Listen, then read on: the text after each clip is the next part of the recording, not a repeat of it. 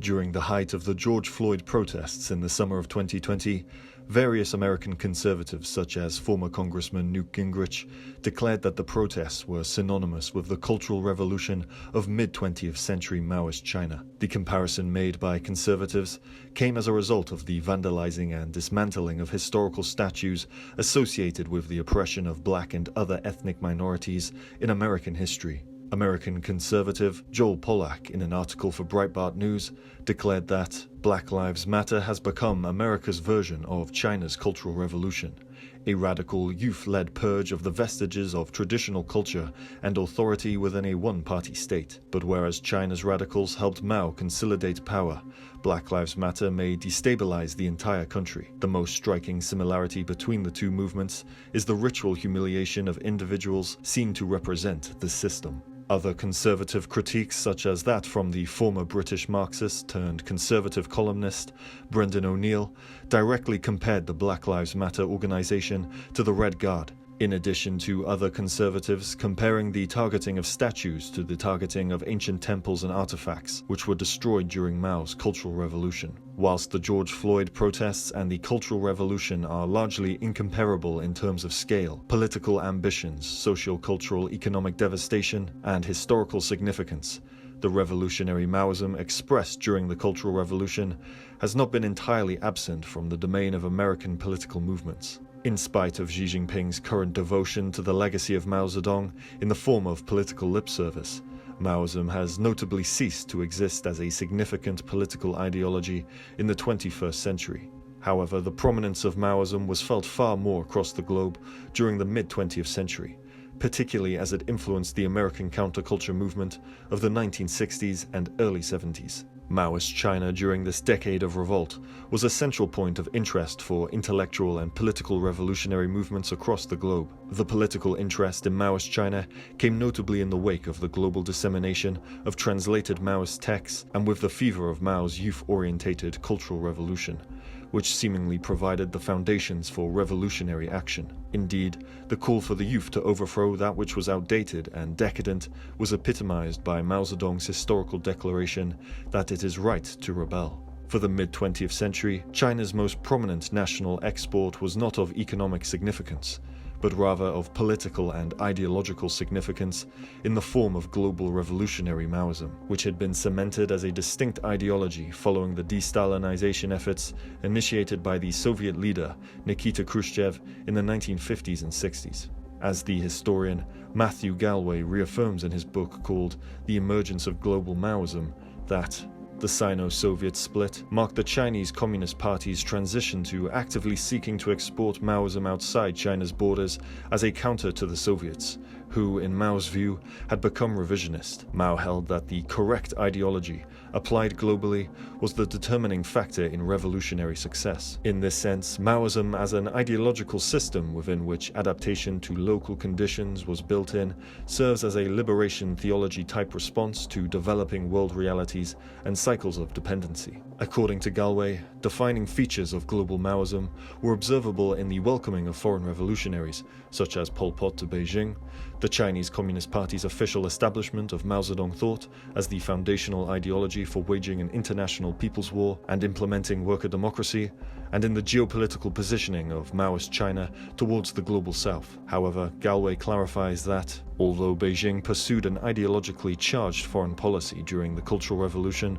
the goal was never to direct foreign revolutions. Similar to the concentric circles of traditional Chinese land under heaven, in which the emperor's virtuousness and morality civilizes outside peoples into adopting Chinese ways, the center of world revolution never meant the center from which orders are issued. For China, the actual lighting of the prairie fire or foreign revolutions was ultimately left to the local single sparks themselves. The exchange was dialectical, as radicals outside China had considerable agency in their reception and adaptation of Maoism. Whilst China under Mao was largely orientated towards spearheading Third World Communist Revolution, its global influence went far beyond the regions of the Global South, finding significant sway in both Europe and North America. in contrast to the Soviet Union, which had largely ceased to export revolutionary upheaval and sought to contain the Soviet ideology to the limits of the Soviet nation-state. The ideology of Maoist China was ablaze with global revolutionary ambition in the mid-20th century.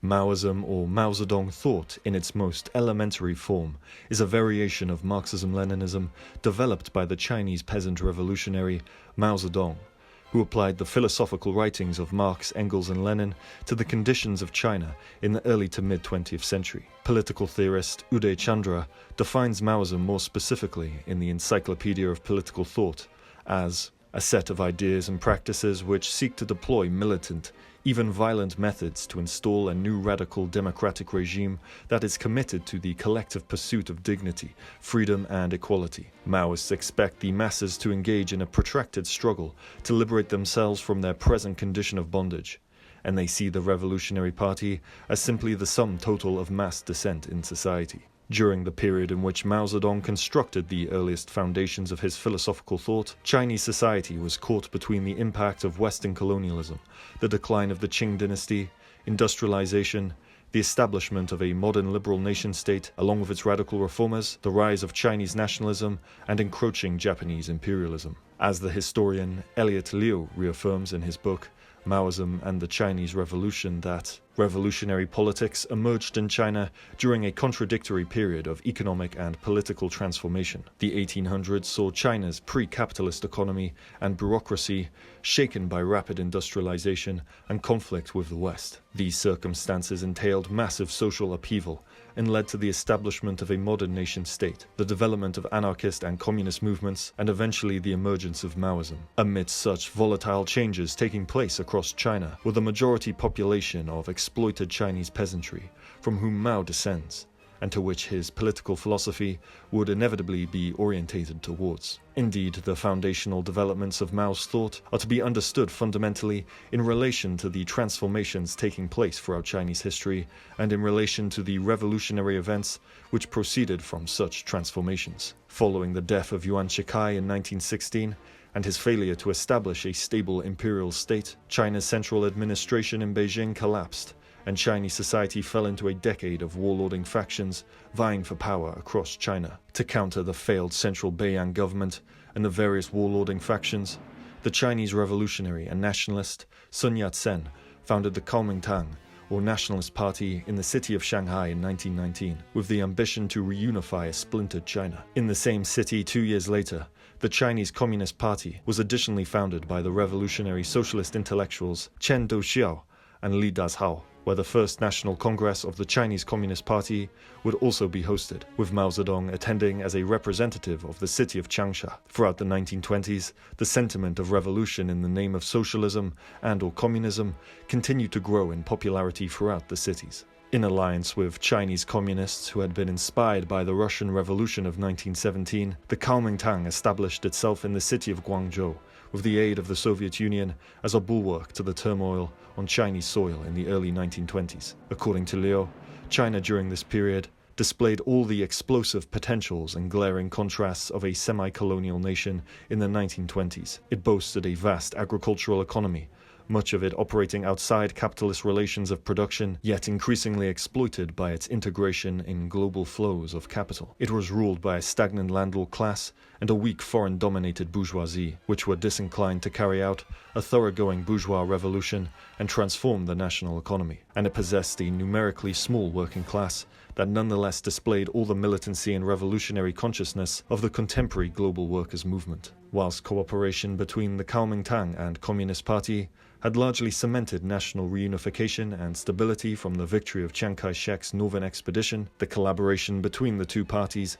immediately began to deteriorate in the late 1920s, following waves of worker strikes and peasant uprisings in the now Kuomintang-ruled territories. As the British historian and Chinese studies scholar Julia Lovell states, during the radical upsurge of 1925 to 27, communist-run peasant associations, initially tolerated by the Kuomintang in its desire to become a party with a mass following, also increased in number. As the Northern Expedition moved up the country, Communist cadres seized the opportunity to remake rural society. They redistributed land and humiliated and expelled rich landlords. The contradictions innate to such collaboration was observable in the ideological interests between the two parties, with the Kuomintang representing the interests of China's landowners and urban capitalist class, who facilitated their power through trade with the West, whilst the Communist Party represented the interest of the Chinese proletariat and vanguard, in coordination with the geopolitical interests of the Soviet Union.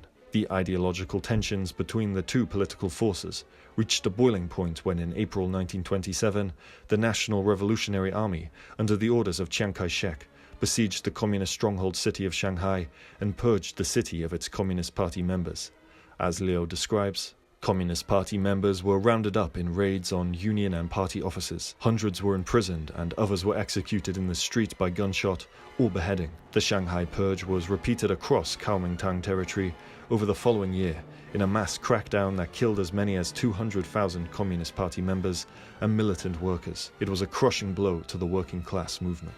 The debacles of 1927 decimated the working class movement and permanently undermined the relationship between the working class and the Communist Party. In 1927, 3 million Chinese workers were in trade unions, but by 1928, that number was halved, and by 1932, the number shrank to 410,000. Class struggles throughout the 1930s remained defensive in character and were often dominated by corporatist unions set up under Chiang's regime. In some cases, striking workers berated Communist Party cadres or pleaded with them to leave, arguing that communist extremism would get them killed. Whilst Chiang Kai-shek had already initiated a clampdown on communists in Kuomintang-ruled cities prior to the Shanghai massacre, the event distinctly marked the division between nationalist and communist factions, spurring the first phase of the Chinese Civil War. Crucially, it was in this context that the Chinese Communist movement orientated its revolutionary zeal away from the urban proletariat of the cities and towards the peasant proletariat of the countryside.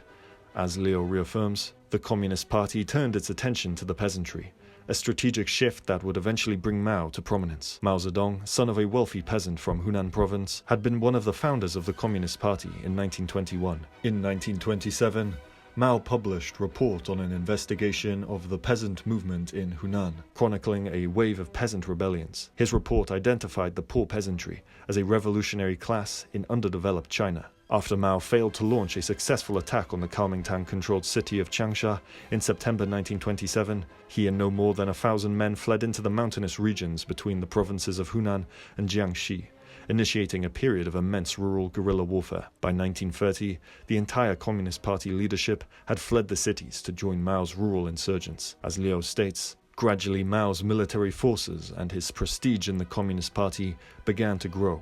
The politics of the ensuing Chinese Revolution, and Mao's politics in particular, were profoundly shaped by the experiences of the Communist Party in the 1920s and 1930s. After doggedly following Soviet leadership into defeat after defeat, the party was forced to develop its own theory and strategy, drawing more clearly from Chinese conditions. Eventually, Mao would develop a distinctly Chinese version of Marxism-Leninism through a critique of Stalin's Russia. But already in the 1930s, the party seemed headed in that direction. Unlike the Bolsheviks under Lenin, who perceived the Russian peasantry as representing an archaic form of life that was unsuitable to the conditions of revolution and inevitably guaranteed to be swept away by the tides of revolutionary history, Mao in contrast saw the vast peasant population across China, whose material conditions had not changed for centuries, as possessing a crucial revolutionary role in leading to the overthrow of capitalism and the establishment of communism. The Bolsheviks, drawing largely from the writings of Karl Marx and Friedrich Engels and their analysis on the Western European proletariat, saw the urban working class as the inevitable vehicle for achieving revolution and seizing the means of production. Whilst Mao did not completely reject the potential for revolutionary action from within the cities, the conditions of survival for the Communist Party in the mountains nonetheless required the amassing and mobilization of the substantial rural populace if revolution was to sweep the nation and seize the Kuomintang-ruled cities. As Mao emphasizes in his 1927 report on the rural populace, a mass revolutionary peasantry is the decisive factor for a swift victory against the enemies of the proletariat. For the present upsurge of the peasant movement is a colossal event. In a very short time, in China's central, southern and northern provinces, Several 100 million peasants will rise like a mighty storm, like a hurricane, a force so swift and violent that no power, however great, will be able to hold it back. They will smash all the trammels that bind them, and rush forward along the road to liberation. They will sweep all the imperialists, warlords, corrupt officials, local tyrants and evil gentry into their graves. On the form of which revolution will be materialized by the peasantry, Mao specifies that a revolution is not a dinner party, or writing an essay, or painting a picture, or doing embroidery. It cannot be so refined, so leisurely and gentle, so temperate, kind, courteous, restrained and magnanimous. A revolution is an insurrection, an act of violence by which one class overthrows another. A rural revolution is a revolution by which the peasantry overthrows the power of the feudal landlord class. Without using the greatest force, the peasants cannot possibly overthrow the deep-rooted authority of the landlords which has lasted for thousands of years. The rural areas need a mighty revolutionary upsurge, for it alone can rouse the people in their millions to become a powerful force. Those who used to rank lowest now rank above everybody else. Historically and culturally speaking, the Chinese Communist movement and what came to be known as the Workers' and Peasants' Red Army, or Chinese Red Army, was simply one manifestation of a long tradition of peasant uprisings and rebellions throughout Chinese history. Mao's orientation towards the peasantry, therefore, is very much aligned with the traditional Chinese and Confucian notion of the mandate of heaven, in which the downtrodden peasantry play a decisive role in the abolishment of a decadent dynasty, which has lost the mandate to rule the masses and support the formation of a new dynasty, which maintains a harmonious relation to society and nature, and therefore upholds the mandate of heaven. The duty-bound historical military role of the Chinese peasantry is emphasized by the Chinese historian Xiaobing Li, from which he declares that China is one of the earliest civilizations in the world, with a recorded military history of 5,000 years. Because of China's unique geographic setting and demographic characteristics, its military tradition has emphasized mass mobilization of peasants or farmer soldiers since the ancient age, from the first unification of China in 221 BC to 1949, when the People's Republic of China was founded. Roughly 85% of the Chinese population were farmers. In Imperial China, Chinese military culture emphasized the man as a social and political being, highlighting his duty within an agrarian society according to Confucianism, Buddhism and Taoism. This was in sharp contrast to the emphasis that Indian and Mediterranean civilizations placed on the holy war and the man as God's soldier. The peasant soldier's experience and military culture, which developed from the ancient and medieval ages, stands out among the factors that differentiate the military traditions of the West and East Asia. According to Li, Mao himself was acutely aware of these long-standing cultures, philosophies and traditions, and sought to manifest them in the form of modern revolutionary action. Mao Zedong was a Marxist with deep roots in China's traditional culture. He was thoroughly familiar with the nation's classical treatises. He knew China's history from her earliest civilization. The exciting events and striking figures of the past several thousand years was sharply incised in his mind. The benevolence and tyrannies of emperors and ministers, the romanticism and pride of literary creations, the rebelliousness of bravos against convention, and the special wisdom, philosophy and thought patterns with which China's history and culture are so imbued, all permeated his very essence. The long march of the Communist Party and Red Army from Jiangxi in October 1934 to Shanxi in October 1935 marked the ascent of Mao's rise to leadership within the Communist Party, along with the respect he gained for leading the retreat to the north of China. In the events of evading Kuomintang attacks for roughly 5,600 miles and establishing a permanent political base in the city of Yan'an, which brought the Communist Party into close proximity of local peasant communities, Mao developed various tactics and strategies of rural guerrilla warfare, in addition to fleshing out his notion of a people's war. In his most renowned military writings, such as Basic Tactics, Problems of Strategy in Guerrilla Warfare Against Japan, and On Protracted War, Mao was influenced by the military theory of the 19th century Prussian general Karl von Clausewitz and the classical Chinese military theorists Liu Ji and Sun Tzu, who wrote The Art of War. In applying such theories to the realities of the Chinese Red Army in the wake of the onslaught of Japanese imperialism, Mao conceived the notion of protracted warfare, in which guerrilla forces wear out larger military forces through extended defensive guerrilla warfare in the countryside. Once an equilibrium is established between both sides, guerrilla forces must seize the initiative and engage in offensive warfare, as Mao instructed guerrilla combatants to avoid the solid, attack the hollow, attack, withdraw, deliver a lightning blow, seek a lightning decision. When guerrillas engage a stronger enemy, they withdraw when he advances, harass him when he stops, strike him when he is wary, pursue him when he withdraws. In guerrilla strategy, the enemy's rear, flanks and other vulnerable spots are his vital points, and there he must be harassed, attacked, dispersed, exhausted, and annihilated. After driving enemy forces from a given territory, Mao anticipates that guerrilla forces will establish a semi-permanent base to launch further offensive procedures and potentially merge with the conventional Red Army infantry. Whilst Mao certainly emphasizes the material efforts of waging war, he also stresses the importance of immaterial warfare in the form of conscious decision-making to guide revolutionaries in the type of war to be waged. Protracted war and final victory will not come about without human action. For such action to be effective, there must be people who derive ideas, principles or views from the objective facts and put forward plans, directives, policies, strategies and tactics. Ideas are subjective, while deeds or actions are the subjective translated into the objective. But both represent the dynamic role peculiar to human beings. We term this kind of dynamic role man's conscious dynamic role, and it is a characteristic that distinguishes man from all other beings. Indeed, for Mao, there were clear distinctions between the ways of revolutionary class struggle and resistance to Japanese imperialism, which the Communist Party undertook with Chiang Kai-shek's Kuomintang in a reluctant second unified front. The efforts of class struggle were not to conflict the efforts of resistance to Japan, which, according to Mao, all things must be subordinated to, so long as Japanese imperialists remained on Chinese soil. Developments in the ideas of new democracy, egalitarianism, women's liberation, dialectics and materialism were also addressed and adapted by Mao during this period. Following from, albeit skewed, Soviet interpretations of Hegelian and Marxist philosophy, Mao's thought maintained that the dialectical method, as an explanation for material transformations throughout history, was a universal law which was embedded into the physical world itself and independent from individual will. In this sense, the acceleration of a society's material conditions could be manipulated by powers apprehending a rational scientific truth of the material world.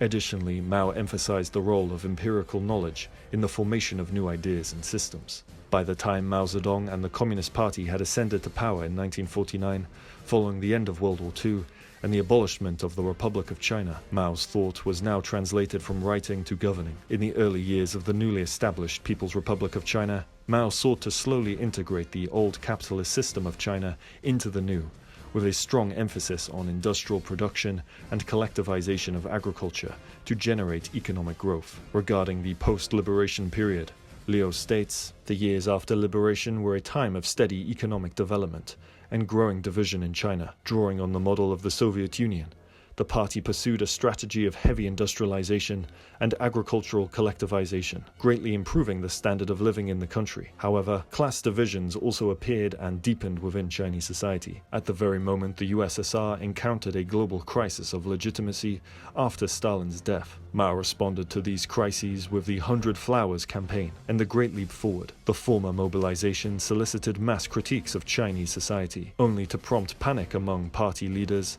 and a vicious anti-rightist crackdown. The latter sought to develop the Chinese economy through a dramatic mobilization of labor, but led to a humanitarian disaster and deep divisions among party leaders. Whilst Mao in his early years of rule intended to invigorate the lives of the formerly oppressed peasantry, of which he was a part of, and to which his philosophy had been orientated, the effects of the collectivization of agriculture presented rather the opposite outcome. The Great Leap Forward, initiated by Mao in 1958, imposed a system of totalitarian control over the peasantry. Through the revival of the traditional feudal hukou system, the Communist Party under Mao, in the name of economic progress, now regulated the lives of agrarian laborers, ultimately restricting where they could work and what they could own. As Liu reaffirms, under the hukou system, households could only purchase food or receive welfare benefits in the geographic area their members were assigned to work. Families lost hukou status if they left their jobs, and faced relocation if they migrated without permission. While urban residents enjoyed access to high wages and social benefits, rural residents were relegated to low-paying, labor-intensive agricultural work. The Communist Party thereby turned the urban-rural divide to its advantage. Throughout the Maoist era,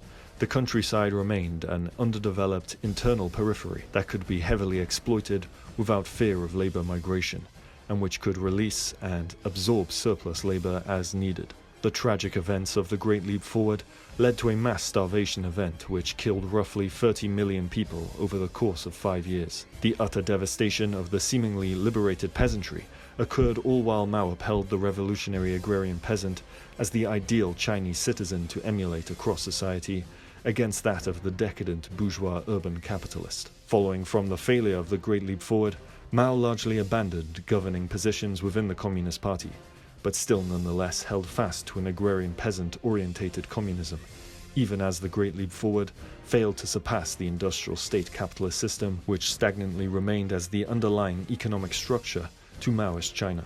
Turning upon that of his own party, the now established bureaucrats of the Communist Party were themselves subjected to the denunciation of Mao's internal class retribution, which resulted in the socialist education movement in 1963, which sought to reallocate students, intellectuals, and Communist Party bureaucrats to the countryside to work alongside with peasant agrarian laborers, who were themselves encouraged to critique the declared bureaucratic counter-revolutionary elements of the Communist Party in the name of re-education and purification. In the early to mid-1960s, Mao had largely abandoned a Marxist and materialist understanding of class dynamics and class struggle, instead suggesting that it was dissenting ideologies throughout the Communist Party and Chinese society at large that were responsible for the stagnation in economic growth and the further bureaucratization of state power. Mao's turn towards authoritative idealism can be observed in his reading notes, from which he states, "Who is in control of the organs and enterprises bears tremendously on the issue of guaranteeing the people's rights. If Marxist-Leninists are in control, the rights of the vast majority will be guaranteed. If rightists or right opportunists are in control, these organs and enterprises may change qualitatively, and the people's rights with respect to them cannot be guaranteed." Such a critique, however, did not reflect Mao's own authoritarian practices of either preserving state control across both the agrarian and industrial economies or in expunging political opposition, as seen in the 100 Flowers campaign. Nor did Mao acknowledge the tragedy of the Great Leap Forward. Instead, he praises its legacy, claiming it was to the benefit of society, from which he quotes both Lenin and Stalin, who declared that, in the period of socialist construction, the peasantry must pay tribute to the state. For Mao, the Chinese peasantry paid their tribute with a positive attitude, and suggests, "It is only among the prosperous peasants and the middle peasants, some 15% of the peasantry, that there is any discontent. They oppose the whole concept of the Great Leap and the people's communes." Crucially for Mao, in the decade of the 1960s, the determining factor for achieving a revolutionary society is not to be found in the organic uprising of the peasantry or working masses, who might be under the influence of subversive or counter-revolutionary ideas, but rather it is in the governing of the right type of leaders, with the right type of ideology to guide the masses. In May 1966, Mao would return to the forefront of Communist Party affairs and to the commanding position over Chinese society he initially possessed during the Great Leap Forward, from which he initiated the Cultural Revolution and the possibilities of perpetual revolution. Mao and his allies initiated the Cultural Revolution, partly to oust bureaucratic opponents, but also in an earnest attempt to prevent what they saw as creeping capitalist restoration. They understood this threat in the manner formulated by Mao in the late 1950s and early 1960s, part of the continuing class struggle under socialism, fueled by reactionary ideas in the superstructure of society and vaguely defined imperfections in the socialist economic base. To wage this class struggle, Mao aimed to circumvent the established Communist Party hierarchy. From the onset of the Cultural Revolution, Mao in his own words declared, "Those representatives of the bourgeoisie who have sneaked into the party, the government, the army, and various cultural circles are a bunch of counter-revolutionary revisionists. Once conditions are ripe, they will seize political power and turn the dictatorship of the proletariat into a dictatorship of the bourgeoisie." Furthermore, Mao and the Gang of Four conjured the Red Guard, an arm of the revolution made up of young radical urban students whom would act as the vehicle for preserving a revolutionary communist society and for preventing the rise of a restored bourgeois capitalism. For Mao, the revolution had to be a permanent process, constantly kept alive through unending class struggle in all domains of society. Communist Party members deemed counter-revolutionary and intellectuals deemed subversive had to be identified and removed. Students of the Red Guard also targeted other students deemed disloyal. Crucially, the aim of the Cultural Revolution was to attack the four olds: old ideas, old culture, old customs, and old habits, in order to bring all facets of life in line with communist and/or Maoist ideology. Anything that was suspected of being feudal or bourgeois was to be destroyed. During the Cultural Revolution, Mao also continued the process of mass reallocating urban populations, typically those deemed counter-revolutionary, to the countryside, for urban peoples to learn from the ways of the peasantry, and in attempts to establish the penultimate egalitarian society, from which rural-urban, laborer-intellectual, peasant-bourgeois distinctions would be finally cast away. Ultimately, however, the Cultural Revolution laid waste to Chinese society, resulting in a further economic downturn, immense political turmoil, and socio-cultural devastation, with estimates of deaths ranging in the hundreds of thousands to millions. At the height of the revolution, the Red Guard possessed the same, if not greater authority than that of the People's Liberation Army, local police forces, and the law in general. By late 1967, after direct conflict with the PLA itself, Mao officially declared for the Red Guard to be abolished, as a result of the instability caused by its revolutionary activities, and as a result of the factionalism from within the Red Guard itself, which directly threatened Mao's hold to power. By 1968, the PLA were deployed under the command of Mao to put an end to the Red Guard by any means necessary. As Liu reaffirms, contradictions would explode in the Cultural Revolution, as mass movements erupted, developed their own perspectives on the situation in China, and escaped Mao's control. They would challenge the political and economic order, and in some cases advocate for a new revolution, bringing the country to the brink of civil war. At the height of the unrest, Mao would be forced to crush the very movement he brought into being. With Mao's death in 1976, the pragmatic wing of the Communist Party could then take control of the state and lead China toward the authoritarian capitalist system we see today. Whilst the Cultural Revolution inevitably failed, resulting in Mao to never undertake a revolutionary call to action ever again for the remaining period of his life, it was nonetheless in the context of a peasant-orientated revolutionary vision, and in the Cultural Revolution's notion of perpetual revolution throughout all spheres of life, that Maoism would gain traction across the globe in the 1960s, for both oppressed peoples seeking to revolt in other semi-feudal and semi-colonial societies, and for revolutionaries across more advanced spheres of the global north. Through both state propagation and perhaps mere randomness, Maoism would become a global ideology. The communist victory over the nationalist Kuomintang in the second phase of China's civil war in 1949 marked not only the end of nationalist hegemony over China, but additionally the end to Western capitalist hegemony over China, which had for just over a century reaped the benefits of maintaining total access to Chinese markets and resources from the onset of the Opium Wars in the mid-19th century. Arising from the panic of a nationwide communist victory in China, American anti-communist writer and intelligence agent Edward Hunter declared in his book called Brainwashing in Red China, The Calculated Destruction of Men's Minds, that the Chinese communists are waging psychological warfare on a scale incalculably more immense than any militarist of the past has ever envisaged. Hunter in later books even went as far as to suggest that Chinese communists seek to establish a slave race of human automatons, or in his specific words, a mechanism in flesh and blood, with new beliefs and new thought processes inserted into a captive body.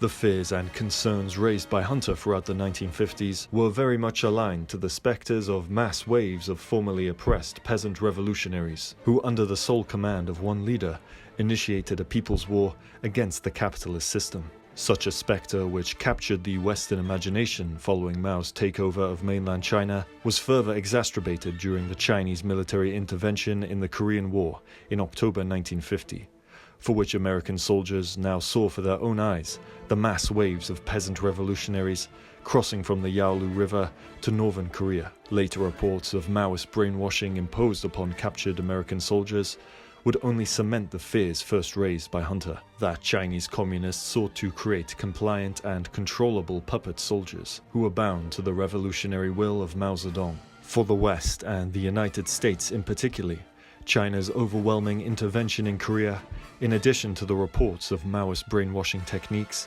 invoked the terror of a seemingly inevitable global Chinese communist takeover in the popular imagination of the 1950s. Whilst American concerns regarding Maoist China were profoundly influenced by the prevailing yellow peril narratives of the early to mid-20th century, which overly emphasized racial dynamics, Mao himself was by no means interested in racial antagonisms, but he was also not hesitant to declare his interest in spearheading global revolution in terms of a people's war and class struggle. As Lovell states, Mao was always eager to take a leading role in the world revolution. In early 1949, almost a year before he had consolidated his control of the mainland, he was keen to build an Asian common form in China to direct the revolution in that continent. By the end of July 1949, Mao's very own Marxism-Leninism Academy had opened for business, hosting Asian communist leaders on a one-year course in Mao's revolution taught by veteran communists including Zhou De, Deng Xiaoping, and Mao's Yan'an secretary,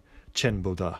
On the same year Mao established his Marxism-Leninism Academy, Mao's second-in-command, Liao Xiaoqi, declared that armed struggle is the road of Mao Zedong thought and an inevitable path toward the liberation of other people in the colonial and semi-colonial countries. The following year, in a directive issued for the Communist Party Congress Committee, Liu more explicitly declared that, after the victory of the revolution, the Chinese Communist Party should use all means to help the communist parties and people among the oppressed peoples of Asia to fight for liberation, to consolidate the victory of the Chinese Revolution worldwide. We should provide fraternal assistance and warm hospitality to the communist parties and revolutionaries from all countries, introduce them to details of the experiences of the Chinese Revolution, and answer their questions carefully.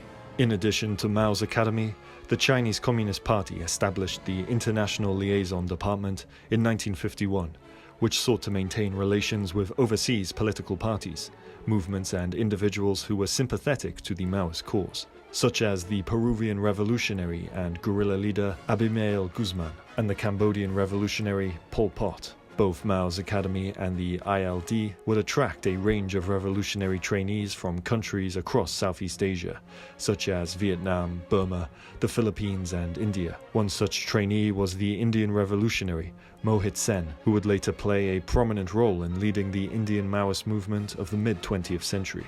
By the 1960s, the Communist Party further aimed towards globally disseminating quotations, writings and other pieces of propaganda to revolutionary movements across the world. In one such propaganda poster disseminated globally, the radiant face of Mao is seen looking out onto a crowd of multi-ethnic revolutionaries, for which the Chinese text beneath the painting bears the slogan, "Long live Chairman Mao, the red sun in the hearts of the revolutionary people of the world." The cult-like elevation of Mao to an almost divine entity in Maoist aesthetic propaganda came notably as a result of the Soviet Union's revisionism and declining status as a motor for global revolution.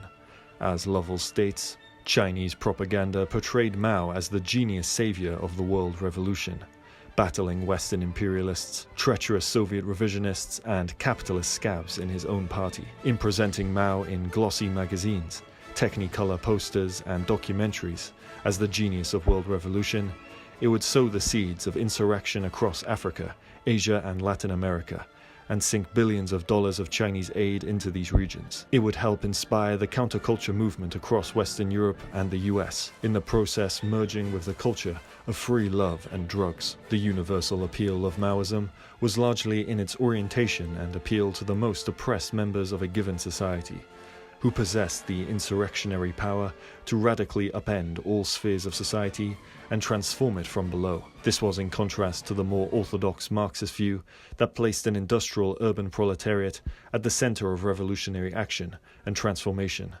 As Chandra states, in its quest for a radically egalitarian world, Maoism challenges the Eurocentric worldview of Western Marxism, as it posits ordinary men and women as makers of revolutionary history. Mao himself saw Marxist-Leninist formulations as too elitist and distant from everyday challenges and concerns of the masses, especially those living in the colonized or formerly colonized regions of the world. As chairman of the Chinese Communist Party, He endeavored to produce theoretical knowledge that was practice-orientated rather than arcane and abstruse. Taking a mass line meant, above all, placing ordinary people at the center of revolutionary theory and practice. The mass line, in Mao's words, referred to the mass mobilization of the Chinese population, starting first with the peasantry, and then ascending upwards. All domains of life were to be brought into the fold of a revolutionary ideology. In this case, Maoism. The mass line formed during Mao's Cultural Revolution would ultimately come to have a propellant effect on radicalism across much of the West, inspiring a range of individuals, countercultures, and political and art movements, such as the Dada art movement. The culture and politics of Cultural Revolution China permeated Western radicalism during the 1960s and 70s. Mao and his ideas of continuous peasant revolution appealed to both left-wing rebels and civil rights campaigners. Within Europe, Mao's Cultural Revolution galvanized Dadaist student protest, nurtured feminist and gay rights activism, and legitimized urban guerrilla terrorism. In the United States, it bolstered a broad program of anti-racist civil rights campaigns, as well as sectarian Marxist-Leninist party building. Unlike in regions of the Global South, radical activism in the West was not so much powered through Chinese material aid in the form of money, but rather more so simply powered in the form of radical enthusiasm for Maoist thought and the Cultural Revolution. In Europe, two movements most profoundly influenced by the exported ideology of Maoism were the Norwegian Socialist Youth Union and the Italian-based Red Brigades. Whilst the Norwegian Socialist Youth Union melded Maoist militancy with traditional urban proletariat-orientated Western Marxism, the Red Brigades adopted Maoism to provide a framework for their urban guerrilla warfare activities in Italy during the 1970s and 80s. In many instances, the urban warfare activities of the Red Brigades were so extreme that they were frequently criticized and excommunicated from broader Maoist alliances, such as the Revolutionary Internationalist Movement, which was founded in France in 1984. Akin to the Red Brigades was the German Red Army faction, which additionally engaged in Maoist-inspired urban guerrilla warfare and terrorist activities across Germany in the 1970s. Crucially, Maoism in Europe and the West, more broadly, was typically divided between the two poles of an amalgamated Western worker-orientated Marxism-Leninism Maoism on one side and a more extreme urban guerrilla warfare Maoism on the other. Moreover, the influence of Maoism on specific European individuals could be observed in the likes of the West German student activist leader Rudi Dutschke, the French existentialist philosopher Jean-Paul Sartre, and the French film director Jean-Luc Godard, particularly in his 1967 film named La Chinoise, which focused upon the influences of Maoism amongst French student activists and some of the contradictions which come along with their adoption of Maoism. The revolutionary aesthetics of Maoism, which Jean-Luc Godard's film was notably in relation to, additionally played a prominent role in appealing to a art-centered European and Western audience. As Lovell recalls, big character posters were pasted over French campuses, Mao badges were pinned on West German student lapels, little red book quotations were daubed on walls of Italian lecture halls. Maoist anarchists scrambled to the top of a church in West Berlin and bombarded passers-by with hundreds of little red books. For Mao himself, the combination of aesthetics and politics was to play a vital role in securing a revolutionary vision for the masses. In a 1942 talk at the Yan'an Forum on Literature and Art, Mao is said to have declared that, although man's social life is the only source of literature and art, and is incomparably livelier and richer in content, the people are not satisfied with life alone and demand literature and art as well. Why? Because while both are beautiful, life as reflected in works of literature and art can and ought to be on a higher plane, more intense, more concentrated, more typical, nearer the ideal, and therefore more universal than actual everyday life. Revolutionary literature and art should create a variety of characters out of real life and help the masses to propel history forward. In this sense, aesthetics for Mao should seek to invigorate the senses and consciousness of a revolutionary people, whether that be through presenting particular behaviors, narratives, ideals, colors, shapes, sounds, or scenes. All aesthetic elements are to encapsulate a revolutionary aura and vision for the revolutionary masses to overcome and transcend their oppression. Additionally, according to Mao, there is no absolute criteria for judging the value of art or aesthetics broadly, only contextual and pragmatic ones, in how art guides a people towards a revolutionary outcome. Certainly in this context, the aesthetic tastes of European and Western audiences were reached in the artistic vision of Maoism. In the United States, whilst the influence of Maoism broadly permeated itself across the counterculture movement of the 1960s and early 70s, its influence was most felt amongst African American movements for armed self-defense. One such pioneer who sought to usher Maoism to the forefront of the counterculture movement and black liberation movement was the American civil rights leader, Robert Williams, who was also a member of the Maoist-aligned Revolutionary Action Movement. With the rise of a nuclear-armed Maoist China, Williams believed that Maoist China, representing the interests of oppressed peoples across the globe, could become a counter-hegemonic bulwark in opposition to the United States.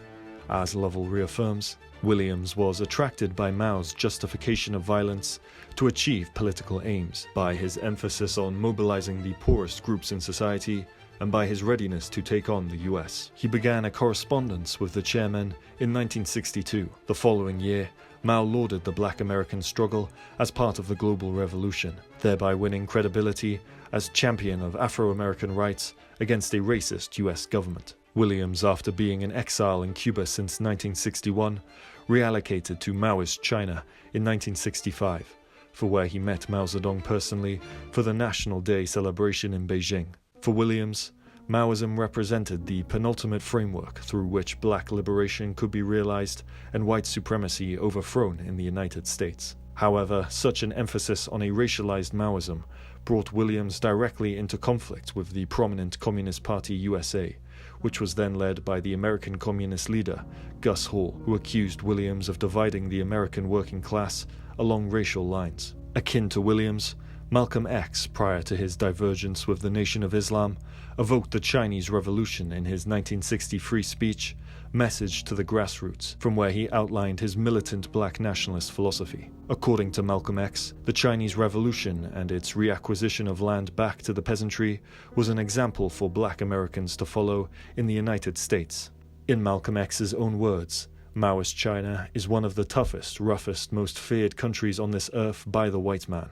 Among such black liberation movements most closely aligned to the Maoist influence frameworks of Williams and Malcolm X was the Black Panther Party, led by the activists and revolutionaries Huey Newton and Bobby Seale, who both sought to integrate Maoist ideals into the black liberation struggle. As the Asian studies scholar Chao Ren makes clear, the Black Panther Party's acceptance of Maoism was closely related to the anti-imperialist characteristics of Maoist thought. Prior to the founding of the Black Panther Party, the civil rights activists had recognized their own work as part of a global movement against imperialism. With the advocacy of Newton and Bobby Seale, the study of Maoist philosophy became an indispensable part of the party. Preempting the visit by then US President Richard Nixon to Maoist China in 1972, Newton, upon invitation to Beijing, decided to visit before Nixon's visit.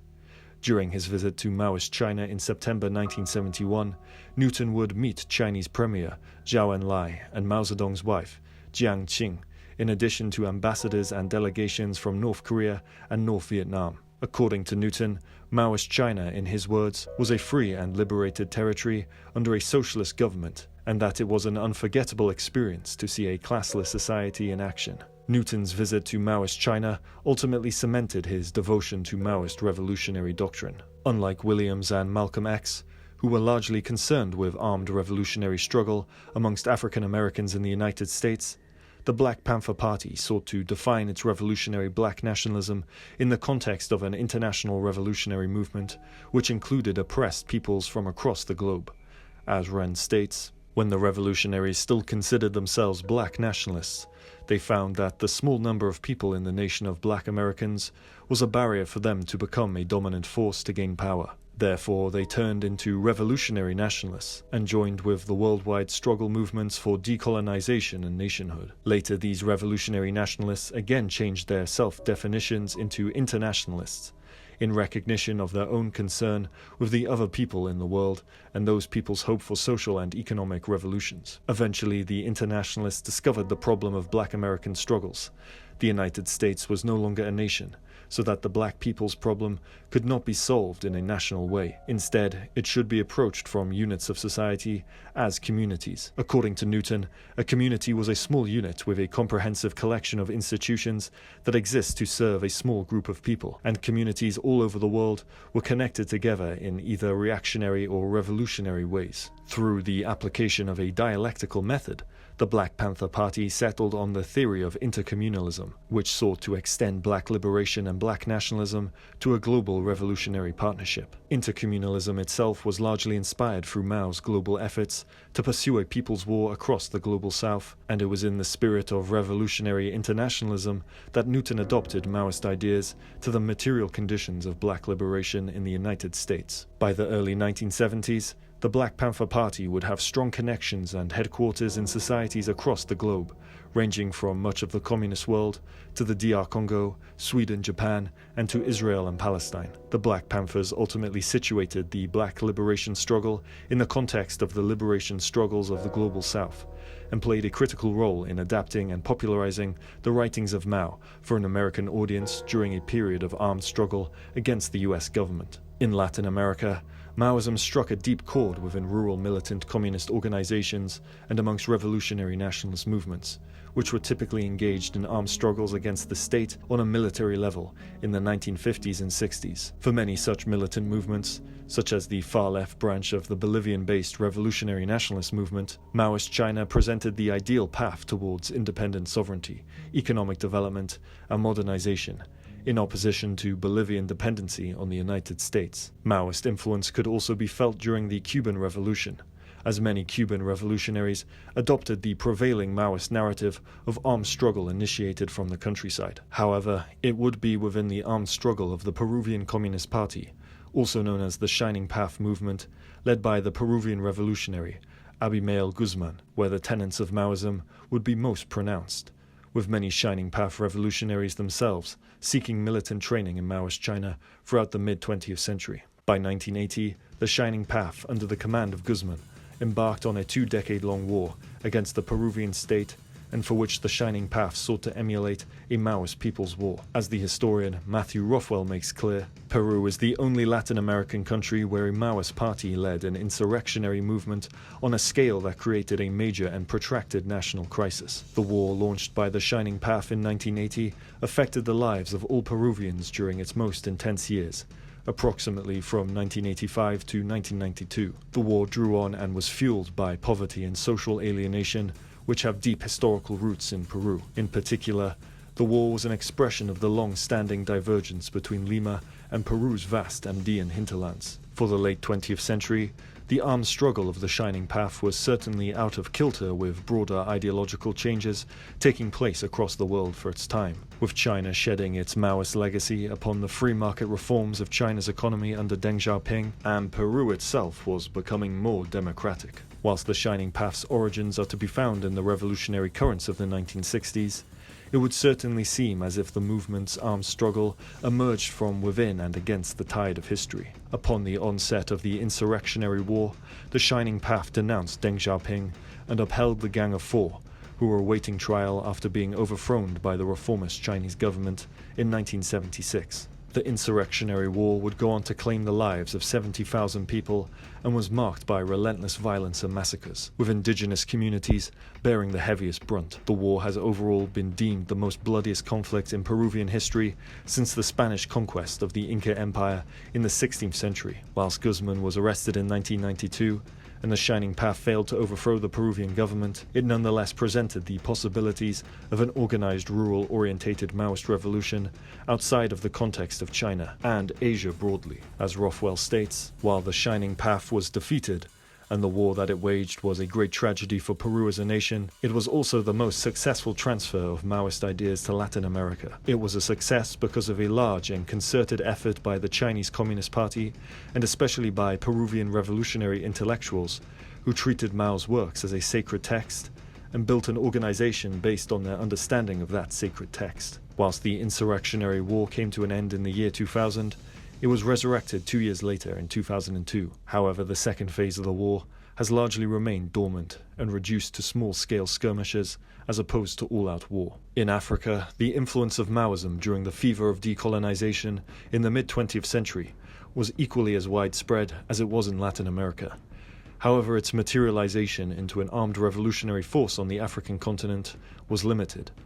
Whilst insurgents from a variety of African nations such as Angola, Botswana, Malawi, and the two Congos received training in guerrilla warfare in Maoist China, prominent Maoist movements and organizations did not necessarily follow suit, even as Maoist China poured a significant proportion of material aid into anti-colonial African revolutionary movements. Movements to which Maoism had certain degrees of influence in Africa could be observed in the likes of the short-lived Democratic People's Republic of Angola, the DR Congo-based People's Revolution Party, and most specifically in the Zimbabwean African National Liberation Army, for which the Zimbabwean revolutionary Robert Mugabe was a leading figure and a self-proclaimed Maoist. It would be quite naturally in Asia where Maoism held the greatest sway over the revolutionary masses, from as far south as Indonesia to as far west as India and Nepal. In the wake of the Chinese Revolution and the founding of the People's Republic of China in 1949, insurgencies across Asia in the 1950s and 60s would look to Maoist China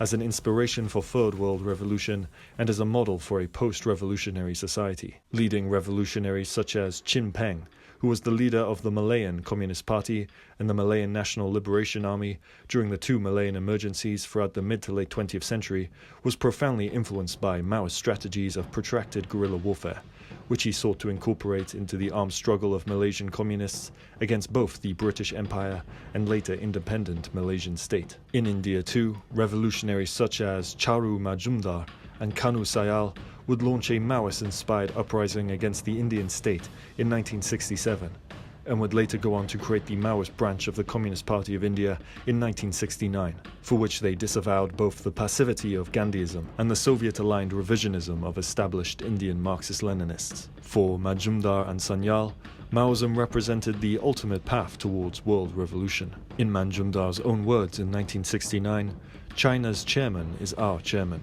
The global spread of Maoism could also be felt to varying extents in the insurgencies of Burma and Laos. In Japan, the Japanese Red Army, which was akin to that of European Maoist urban guerrilla organizations led by the prominent revolutionaries Fusako Shigenobu and Tsuyoshi Okudaira, engaged in worldwide terrorist activities to initiate global revolution. Their most notable attacks included the 1972 Lod Airport massacre in Israel, the hijacking of the Japan Airlines Flight 404 in 1973, and the hijacking of both Japan Airlines Flight 472 and the Malaysian Airlines System Flight 653 in 1977. In the Philippines, the revolutionary leader named Jose Maria Sison established the New People's Army as the armed branch of the Communist Party of the Philippines in 1969. On the same year of its establishment, the New People's Army launched a Maoist insurrection against the regime of Ferdinand Marcos. Starting with no more than 60 guerrilla fighters in 1969, the New People's Army under the leadership of Sison would see its strength grow to 25,000 fighters over the course of the decade, all whilst facing heavy casualties in the wake of government counter-insurgency operations. The protracted war of the New People's Army has continued into the present day, with China officially providing military aid to the Filipino military in 2016. As of 2023, the New People's Army stands at roughly 1,800 guerrilla fighters and are largely deemed immobile. For both Maoist China and the United States, revolutionary Vietnam would be the decisive nation for determining a global communist takeover, for which the domino theory, first presented by then US President Dwight D. Eisenhower following the communist victory in China, was seemingly coming into effect. The events of a communist victory in the First Indochina War in 1954 would inevitably lead to a colossal American military intervention in October 1955 to maintain an anti-communist South Vietnam against a China-backed North Vietnam. According to the words of then Chinese Premier Xiaobing Li, the Vietnam War was explicitly justified because it was fought for the world revolution as well as for Vietnam. It was, in China's view, a key domino whose fall would have ramifications for the rest of Asia. For this reason, China threw some $20 billion in aid at North Vietnam, trained thousands of its students and cadres in China, and supplied myriads of useful items. In keeping with traditional Confucian notions of China being at the center of the world and/or universe, Mao commonly regarded Southeast Asia as a domain of China, and therefore the domain of global revolution. Vietnamese revolutionaries such as Lê Duan, who would later become an enemy of Maoist China, also expressed such desires to spread an agrarian revolution beyond the borders of Vietnam, for which he is quoted in stating that we want to smash the US-Japan alliance, as well as the alliance between the US, Japan, and the regional bourgeois class. We have to establish a world front that will be built first by some core countries and later enlarged to include African and Latin American countries. Regarding the sway China held over Vietnam, Lovell states, China had for centuries served as a political, cultural, linguistic model for Vietnam. Indeed, for large stretches of its history,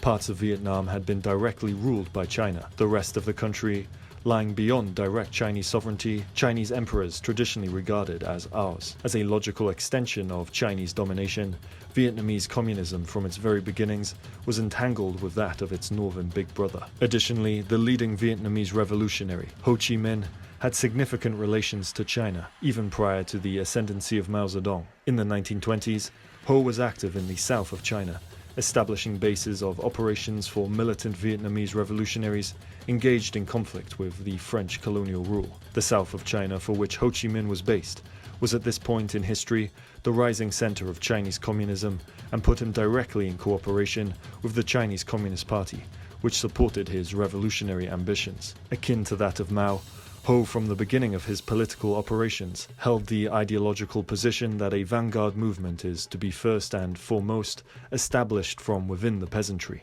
Ho himself would eventually meet Mao Zedong in the autumn of 1938, whilst in the Communist Party headquarters of Yan'an, for which he hailed the Chinese Communist Party as the elder brother of the Vietnamese people. Other Vietnamese revolutionaries such as Trong Chinh and Vo Nguyen Giap, who was the chief architect of the military strategy which defeated the French colonial army during the First Indochina War and then later American forces during the Vietnam War, were influenced by the military writings of Mao Zedong in the late 1930s, with the vision of applying protracted guerrilla warfare to the domain of rural Vietnam. From the perspective of Maoist China, Vietnam, like that of Korea, was also of immense geopolitical importance to the sovereignty and hegemony of Maoist China, from which Zhou Enlai's presence at the 1954 Geneva Conference maintained North Vietnam as a buffer state to the American-backed South.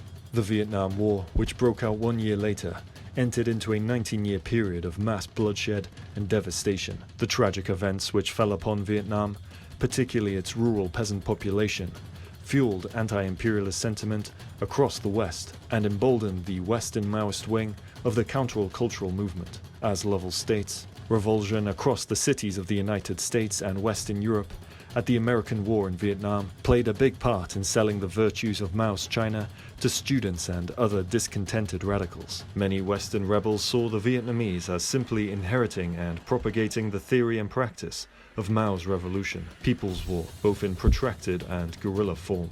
Whilst protracted rural guerrilla warfare certainly defined the majority of the North Vietnamese war effort throughout the conflict, the Tet Offensive in 1968 marked a turning point in strategy for the People's Army of Vietnam and Viet Cong, from which they began to favor direct attacks upon cities, a tactic which Zhou Enlai denounced as Soviet and an affront to the legacy of Mao's strategy of encircling the cities from the countryside. Whilst the Tet Offensive resulted in significant casualties for North Vietnamese forces, it would nonetheless play a pivotal role in the war effort for North Vietnam, leading to the eventual downfall of the American Front and South Vietnam. Following from the North Vietnamese victory in April 1975 and the reunification of Vietnam under communism in July 1976, relations between Maoist China and Vietnam began to deteriorate as a result of Mao's backing of the Khmer Rouge led by Pol Pot. Cambodia, from the perspective of the Communist Party of Vietnam, prior to its victory in the Vietnam War, was seen as a region of instability and even proposed that Cambodian communist movements, unguided by Vietnam, be abandoned during the 1954 Geneva settlement, which seemingly somewhat contradicted the popular rhetoric a world revolution for its time. This, of course, also implied that Cambodian communists, unaligned to Vietnam, must accommodate themselves to the autocratic rule of Prince Sihanouk. When the China-backed Khmer Rouge ascended to power in April 1975, hostilities arose between the majority Khmer population and Vietnamese population in Cambodia, or then called Democratic Kampuchea, as a result of the ethno-nationalism expressed by the Khmer Rouge. Over the course of Pol Pot's extermination campaign from 1975 until 1979, 20,000 Vietnamese Cambodians would be murdered by the Khmer Rouge regime, with such genocidal intent epitomized in the Ba Chuk massacre of April 1978, from which Khmer Rouge soldiers crossed the southern border and plundered the Vietnamese town of Ba Chuk, murdering 3,157 Vietnamese civilians. The horrific events of the Ba Chuk massacre in relation to previous border clashes, the murder of Vietnamese-trained Cambodian communists, and the broader instability of the genocidal Khmer Rouge regime led Vietnam, under the command of General Secretary Le Duan, to launch a military invasion of Democratic Kampuchea in December 1978. As Lovell declares, on Christmas Day 1978, in response to 3 years of rhetorical and military aggression from Democratic Kampuchea, the Democratic Republic of Vietnam hurled 150,000 soldiers across the border into Cambodia. In less than 2 weeks, the Vietnamese army had captured Phnom Penh, forcing the Khmer Rouge leadership to retreat to Thailand. Across the first half of 1979, Cambodia's new Vietnamese rulers put the leaders of the Khmer Rouge on trial in absentia. The legal process became a high-profile part of Vietnam's spiraling anti-China campaign. Recalling the tragic atmosphere on the streets of Phnom Penh experienced by Vietnamese soldiers, Lovell states that, on the 7th of January 1979, Vietnamese troops entered Phnom Penh, only hours after the Khmer Rouge government had evacuated the capital to escape Vietnamese invasion. It was a city in which the clock of human activity seemed to have stopped. Its concrete infrastructure was just about still in place, but had been invaded by the natural world. Banana, coconut, and papaya trees sprouted out of the pavements, which were littered with ungathered fruit. Instead of workers, shoppers, and flaneurs, pigs, chickens, and geckos traipsed through the grassy streets. In the empty houses, rats made their homes among abandoned tables, sofas, beds, televisions, telephones, clothes, records, musical instruments, and photograph albums. The ruins of everyday life abandoned at gunpoint on the 17th of April, 1975. The Vietnamese invasion of Democratic Kampuchea, from the perspective of the newly established paramount leader Deng Xiaoping, who succeeded Mao Zedong following his death in September 1976, saw Vietnamese military intervention as a threatening challenge to China's hegemonic interests in Southeast Asia. To punish Vietnam for defying the interests of China, Deng launched a counter-invasion of northern Vietnam, deploying 200,000 Chinese soldiers across the border, marking it the first combat operation for the People's Liberation Army since the intervention in the Korean War. As Lovell states, between February and March 1979, China and Vietnam went to war, with Deng's troops hammering Vietnam's northern border. It was the last time that Chinese armies would try, at disastrous human cost, the human wave style of attack deployed back in the Korean War. At the end of the conflict in mid-March, the border region, the one zone of Vietnam untouched by American bombers, nervous of provoking China, where Ho Chi Minh had once headquartered, respectfully mulling Chinese advice, had been devastated. From the Vietnamese perspective, China now resembled a decrepit Confucian imperialist state, desperately attempting and failing to impose its traditional hegemony. The Sino-Vietnamese War would ultimately mark a complete break in ideological relations between Vietnam and China, particularly as Deng abandoned all connections to Maoism and pursued free market economic reforms for the development of a post-Maoist China.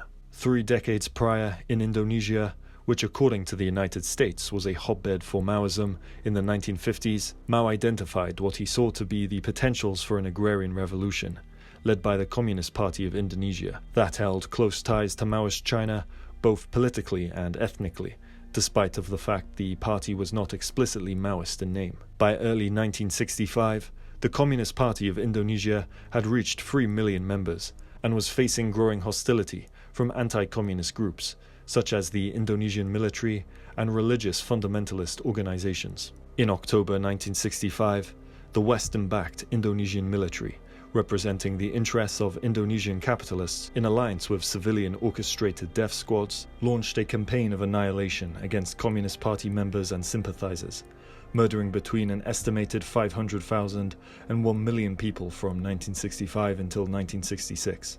Upon hearing of the violence in Indonesia, the Chinese Communist Party called upon the remaining Indonesian revolutionaries to be inspired by the invincible thought of Mao Zedong and launch an armed struggle at all costs. However, by the time the message arrived in Indonesia, the Indonesian communist movement had been annihilated almost entirely.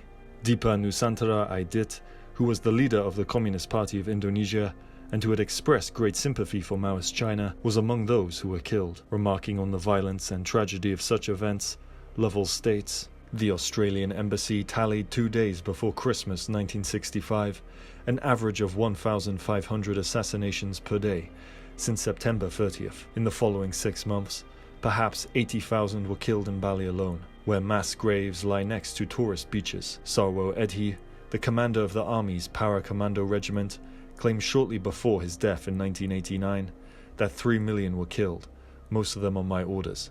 This is likely to be an exaggeration, but it evokes the military insider's perception of the scale of the massacre. The violence also ended any resistance in Indonesia to big business capital. The Communist Party of Indonesia had been a key organizing force behind Indonesia's trade union movement. With the army's pacification of the population and the downfall of the United States' antagonists, Western and Japanese capital began to flow into the country. According to the American writer and journalist Vincent Bevins, in his book called The Jakarta Method, the anti-communist massacre in Indonesia and the Cultural Revolution in China emerged in synchrony, as the reactionary violence of the anti-communist massacre provided the fearful justification for Mao to launch a revolution at all costs campaign. As Bevins suggests, the Cultural Revolution was built around the idea that hidden bourgeois elements could infiltrate and threaten a left-wing movement. The events in Indonesia in 1965-66 served as self-evident justification for this narrative.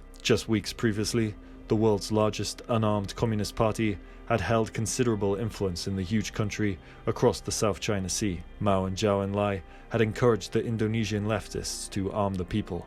It did not. Then overnight, hidden right-wing elements emerged to kill them all and turn a left-leaning anti-imperialist nation into an ally of Washington. It would be the perfect propaganda tale to invent if it were not all true. According to the American-British film director Joshua Oppenheimer, who produced the 2012 documentary called The Act of Killing, the anti-communist massacres created the dictatorship of Suharto, who ruled Indonesia from 1968 until 1998. Oppenheimer also claimed, as he collected footage for his documentary, which explores those who perpetrated the anti-communist massacre, that he felt as if he had wandered into Germany 40 years after the Holocaust, only to find the Nazis still in power. In contrast to the anti-communist massacres in Indonesia, Pol Pot's reign of terror saw Maoist-inspired revolutionaries on the perpetuating end of politicide and ethnic cleansing. Pol Pot, whose actual name was Salof Sar, was first exposed to Marxism and communism whilst as a young student in Paris during the early 1950s, from which he is said to have read the writings of Karl Marx, Joseph Stalin, Mao Zedong, and Peter Kropotkin's book on the French Revolution. Pol Pot's earliest revolutionary thought, however, was to be found in his readings of Mao, who emphasized the revolutionary role of the peasantry in the context of a colonial or semi-colonial territory, which was a fitting description for Cambodia at its time. It was upon Pol Pot's return to Cambodia in 1953 that he would become engaged with revolutionary movements in Cambodia, eventually founding the Workers' Party of Kampuchea in 1960, which would later be renamed the Communist Party of Kampuchea in 1966. It was also during this period of small-scale armed rebellion against the oppressive Cambodian state that Norodom Sihanouk, the monarch and later non-monarchical head of state, would deem them the Khmer Rouge, a term used outside of the communist movement itself. It would be, however, the spilling of the Vietnam War into Cambodia, as manifested in the US bombing campaigns of the late 1960s and early 70s, which would propel the small revolutionary movement, made up of less than 5,000 guerrilla insurgents,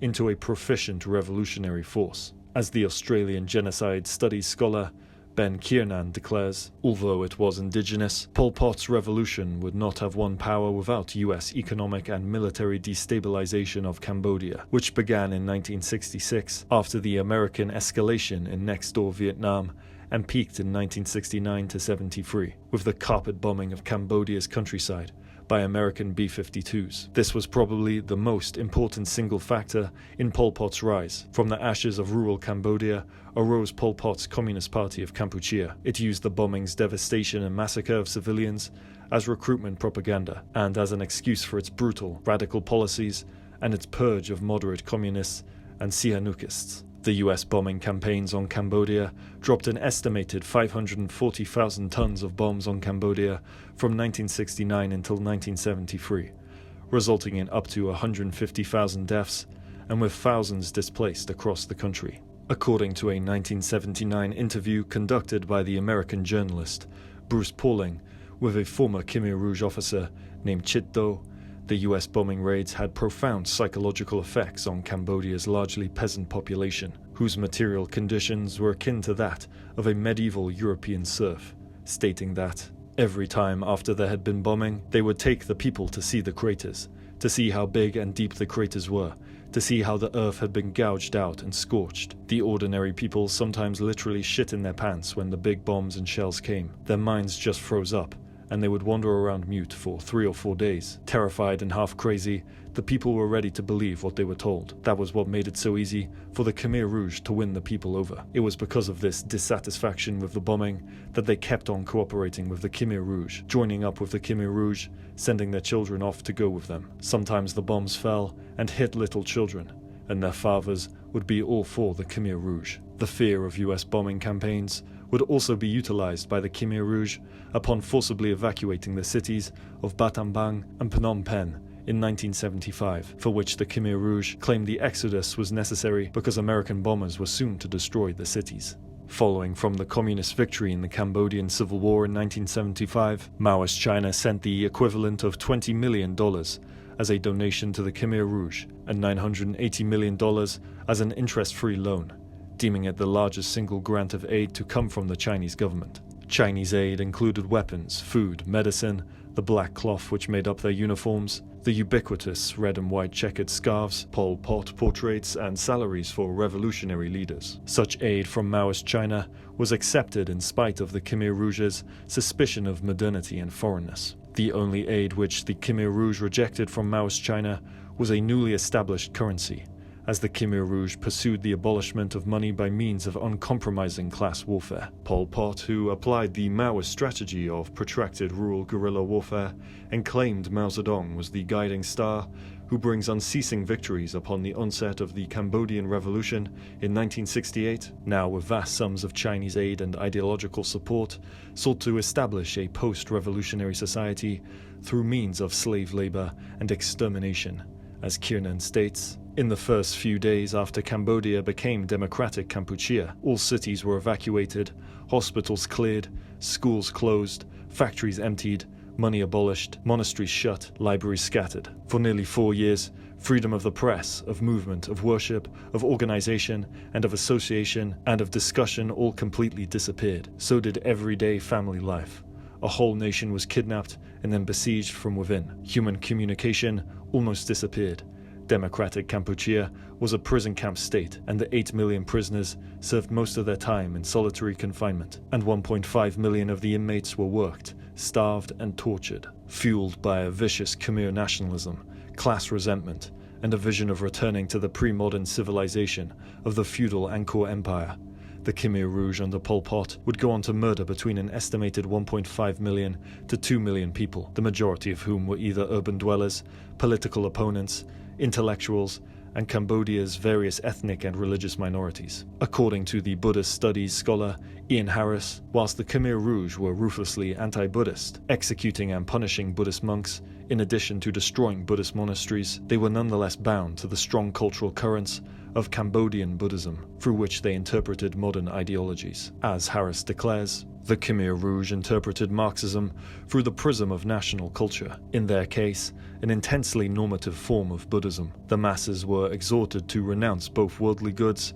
and control over their personal destiny. The Khmer Rouge's desire to purify society mirrored the soteriological rule of righteous Buddhist kings of previous epochs. In Theravada political thought, the role of the righteous or wheel-turning king, of whom the ancient Indian emperor Ashoka is the paradigmatic type, is crucial for the proper ordering of the world, in both societal and cosmological terms. The Khmer Rouge's view that agricultural, economic and social failures emerge when the people fail to hold to the party's line occupies identical conceptual territory. Pro-Khmer Rouge radio propaganda was also delivered in repeated phrases and mantra-like regularity, appealing largely to cultural notions of self-renunciation. Crucially, the Khmer Rouge's vicious anti-modernism could not be separated from its idealization of a purified past, notably a Buddhist and Hindu past, in the case of the civilization of Angkor. Harris points out this contradiction, stating that the desire to return the country to a point before history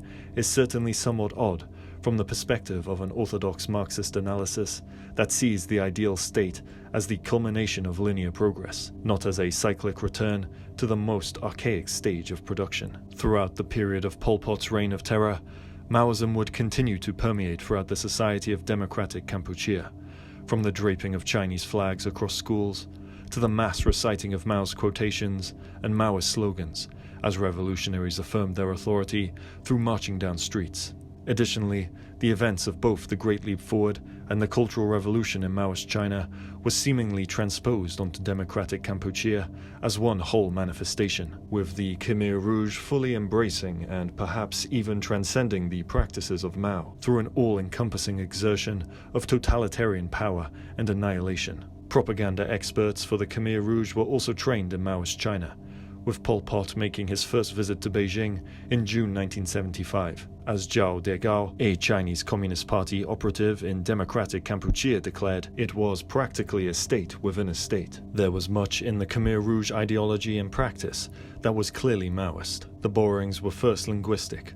Slogans like the Super Great Leap Forward and the wind from the east always vanquishes the wind from the west were light-touch plagiarisms of Mao's words. Then came the Khmer Rouge's applications, the imposition of slave labor, the ambition to turn the Khmers into rice-producing machines who consume no fuel and not too much rice, and the abolition of all currency and salary distinctions. The evacuation of the cities was an extreme version of Cultural Revolution-era rustification. The creation of mess halls and the abolition of family dining replicated the collectivization of the Great Leap Forward. The Khmer Rouge took an extreme Maoist preference for political correctness over expertise, promoting indoctrinated youngsters while murdering educated professionals. Positive appraisal towards Pol Pot outside of democratic Kampuchea was very much limited to Mao himself, and with his death in 1976, so too went Pol Pot's so-called international appraisal. Deng Xiaoping would later criticize the Khmer Rouge for engaging in deviations from Marxism-Leninism, and other leaders in the communist world, such as the Albanian head of state, Enver Hoxha, referred to Pol Pot as a barbarous fascist. As a result of the Vietnamese invasion of democratic Kampuchea in 1978, Pol Pot and his most loyal supporters would be forced to flee to the northern border with Thailand, returning to the rural guerrilla warfare they had once waged prior to rulership. The Khmer Rouge regime would officially collapse in January 1979, following the Vietnamese military takeover of the Kampuchean capital, Phnom Penh. Pol Pot and his loyalists would continue to wage rural guerrilla warfare throughout the end of the 20th century, with Pol Pot himself receiving medical treatment for his cancer in post-Maoist China in 1988, with no repercussion. By this point, however, Pol Pot had renounced and abandoned communism, and was seemingly waging insurgency for the sake of insurgency itself. In June 1997, Pol Pot would be arrested and sentenced to life imprisonment by the remnants of the Khmer Rouge, following his decision to assassinate Son Sen, a Khmer Rouge official deemed treacherous for engaging in dialogue with the Cambodian government. On the 15th of April 1998, Pol Pot would die in his sleep as a result of a heart attack, although others have suggested he might have killed himself, knowing the Khmer Rouge intended to hand him over to the International Tribunal for War Crimes. By March 1999, the Cambodian military had expunged the last remnants of the Khmer Rouge, and the movement effectively ceased to exist. Pol Pot would perish with no consequence to his legacy, whilst China to this day denies the extent of its involvement in facilitating the Cambodian genocide. Perhaps the most peculiar instance of Maoist insurrection and revolution would come from within the landlocked country of Nepal, which saw a protracted people's war take place over the course of the late 20th to early 21st century. Certainly, if the Maoist insurgents of Peru emerged against the tide of history, it would seem as if the Maoist insurgents of Nepal emerged washed up on shore, at a time when China was firmly under the grip of global capitalist hegemony and when the Soviet Union was no more, paving way for the global neoliberal hegemony of the United States. The Nepali Civil War and Revolution would come to represent both success and utter failure for one of the last vestiges of Maoism in the 21st century. The influence of Maoism in Nepal would first spread to the country in the 1940s and 50s, as the writings of Mao made its way into the country from the Chinese border. Among those first influenced by Maoism would include the Nepali revolutionaries, Tulsi Lal Amatya and Pushpa Lal Shrestha, who would establish the Communist Party of Nepal in September 1949 and play a critical role in translating the writings of Marx and Mao. The Nepali communist movement during this early period were defined by their opposition to the remnants of feudalism and imperialism imposed upon Nepal, and sought to oppose the isolationist totalitarian Rana dynasty in Nepal and the newly established Indian state. By the late 1950s and 60s, however, Nepal under the Panchayat regime, represented by rule of King Mahendra, had close relations to the Chinese Communist Party, viewing Maoist China as a bulwark against the influence of India. In the early 1960s, King Mahendra, in cooperation with Maoist China, commissioned the building of a road between the Nepali capital city, Kathmandu, and the region of Tibet.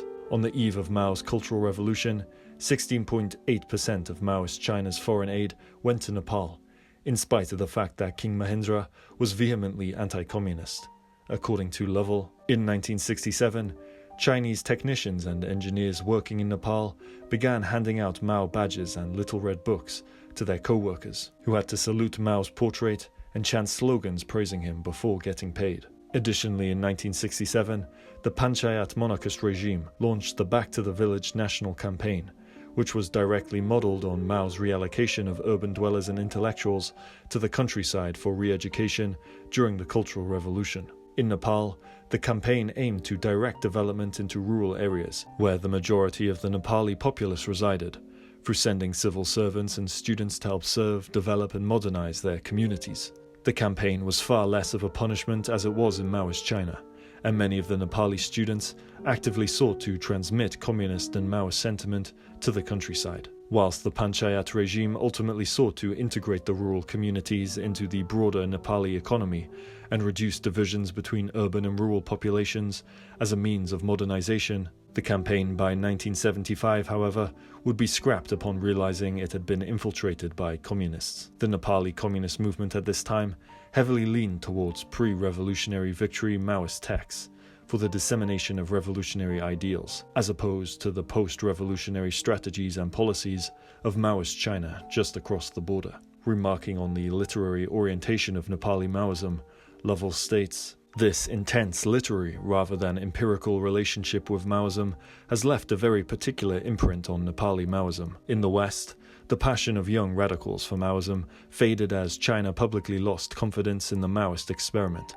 after Mao's death, and as memoirs relating the horrors of the Cultural Revolution and Mao's own ruthlessness began to circulate widely during the 1980s. In Nepal, by contrast, the intensity of Maoist ardor for literary and ideological texts has created a relationship with Maoism that fixates on abstractions and ideals, rather than on lived experience under Mao's policies, despite the fact that evidence of the effects of Mao's rule in the form of Tibetan refugee camps in the Kathmandu Valley was under the noses of Mao's Nepali admirers. Leading figures in the Nepali communist movement by the 1980s included that of Baburam Bhattarai, Mohan Baidya, Mohan Bikram Singh, and Pushpa Kamal Dahal, also known as Prachanda, all of whom would later play a decisive role in the Nepali Revolution. Many of the communist leaders were also members of the Brahmin caste of Nepali society, representing elite positions of power over the rural masses. As Lovell reaffirms, the Maoist leaders were for the most part Brahmins,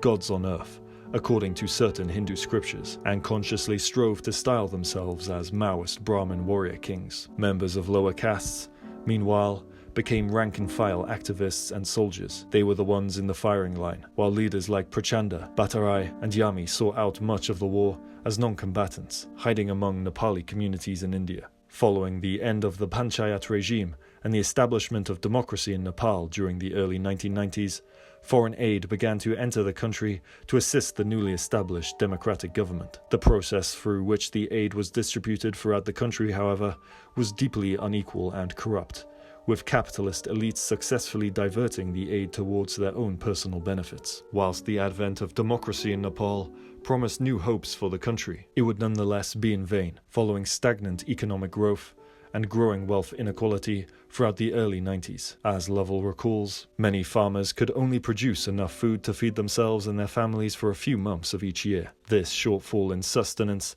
exposed them to exploitative working conditions and forced them to rely on exorbitant loan rates to buy food and other essentials. These inequalities were aggravated by hierarchies of power within Nepali society, resulting in the exploitation of female labor, the economic and social oppression of low castes and untouchables by higher castes, and the marginalization of ethnic minorities. Statistics had a depressing story to tell. In 2001, life expectancy in Nepal was 59 on average, but stood at only 42 in the far west. Many Nepalis voted with their feet. In 1997, over 10% of the working population migrated to India, the Gulf states, Malaysia, and other parts of Asia. The remittances they sent back constituted perhaps as much as a quarter of Nepal's GDP. These proportions would only increase over the next 2 decades. The wealth inequality was apparent in the divide between Kathmandu, which represented the interests of Nepal's land-owning capitalist elite, and the countryside, made up of struggling agrarian laborers, whose taxes were funneled into developing the capital city. Such a consolidation of power in Kathmandu was profoundly unreflecting of the diverse ways of life to be found in the rural parts of the country, representing a diversity of ethnic, religious, and cultural backgrounds throughout the majority Nepali population. The continued dysfunctionality of Nepali democracy also further prevented the ability for the Nepali government to coherently address such socio-economic grievances. In fact, turning its attention away from such crisis, the Nepali state would become increasingly more hostile towards the communist movement, launching Operation Romeo in November 1995 with the aim of suppressing the Maoist movement in Nepal. As Lovell states, some 2,200 policemen were unleashed upon the district of Rolpa and Rakum, where they looted, raped, and tortured. More than 6,000 people fled their homes. Local communities became increasingly polarized between Maoist radicalism and the brutal state response, with many feeling that the state was waging war on the most vulnerable parts of society, resulting in the death of 12 people and 132 arrests.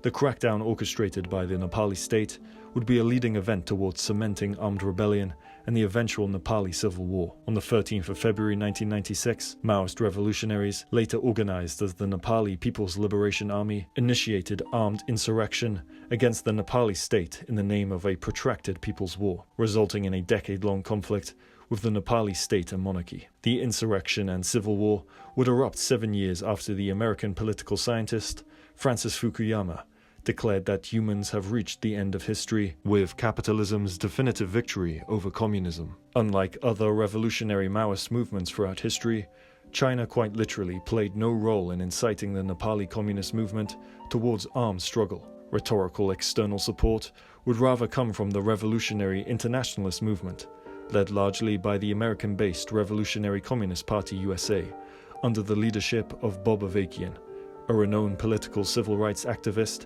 and spokesperson for Maoism in the West, who had created somewhat of his own Mao-styled personality cult. The rhetoric of armed struggle emanating from the revolutionary internationalist movement would nonetheless provide the Nepali communist movement the validation it required for armed revolution in the late 20th century. The civil war would ignite a ruthless counter-suppression coordinated by the Nepali police and military, who frequently acted with great impunity towards the Maoist insurrectionaries. The common maxim of the Nepali Congress government during the period of the Civil War declared, "If the Maoists don't respect the constitution, we don't have to stick to the constitution."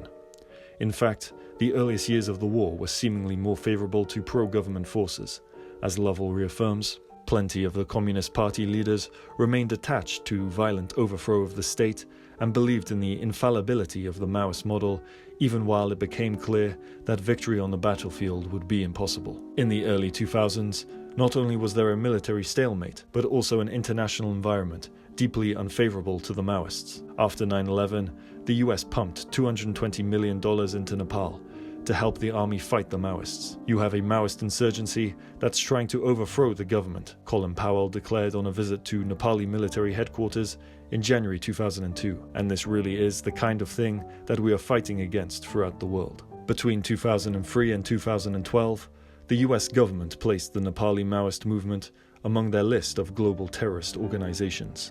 In the late 1990s and early 2000s, India remained largely neutral to the ensuing conflict, even whilst Nepali Maoist revolutionaries sought a safe harbour across the border in northeast India. The position of the Indian state towards the war would eventually change as a result of a renewed Naxalite Maoist insurgency in India. In 2004, India would arrest Nepali Maoists on its soil and remain hostile towards Maoist insurgencies, whether foreign or domestic. In addition to India's open support for the Nepali state, China too would send $1 million worth of military aid to the Nepali state in 2004 to counteract the Maoist insurgency. Such an event would mark the first time China supported a counter-revolutionary force opposed to Maoism, which persisted to ideologically manifest itself throughout the war, as Lovell states. In the course of the Civil War, the Nepali Maoists designed their own cultural revolution, a puritanical campaign against alcohol and old beliefs, ranging from religion to caste discrimination. This included dismantling the horrendous discrimination and prejudice that for centuries had persecuted Dalits. Mao's seizure of power in the countryside depended on mobilizing untouchables and ethnic minorities into violent rebellion against local elites. Whilst the Maoist movement maintained large support from women, religious and ethnic minorities, it did in many ways maintain the support through sheer force and cruelty, with revolutionary soldiers often taking it upon themselves to use harsh methods of discipline against newly recruited members, particularly young female recruits. As Lovell states, inevitably there were chasms between the theory and practice of gender equality. Some girls were forcibly recruited or abducted, and in many places they continued to shoulder the burden of most domestic tasks. Conscripted child soldiers were deeply scarred by the conflict. One girl named Trisha, by the ethnographer who spoke with her, began as a terrorized forced recruit, but ended, almost a decade later, habituated to violence. First abducted by the Maoists in the late 1990s, at the age of 7, she was held in a cave alongside 250 other people, with little food and water. In between sentry duties, she was forced to train with weapons. Maoist insurgents frequently utilized the threats of violence and torture upon entire villages, so as to terrorize village inhabitants into meeting the demands of their protracted war effort. In other instances, civilians were caught between the vicious acts of violence both sides perpetuated against each other, such as in one case in June 2005, when Maoist insurgents detonated explosives along a road to kill a handful of Nepali soldiers boarding a bus among civilian passengers, who made up the majority of the passengers on the bus. The attack launched by the Maoist insurgents against the soldiers, for which the Maoists later apologized, came at the expense of murdering civilians and entire families. The bombing would become emblematic of the reckless Maoist insistence upon violence in the name of revolution. On the opposing side, the Nepali military, particularly its most elite branch, also targeted civilians by means of expanding their war effort.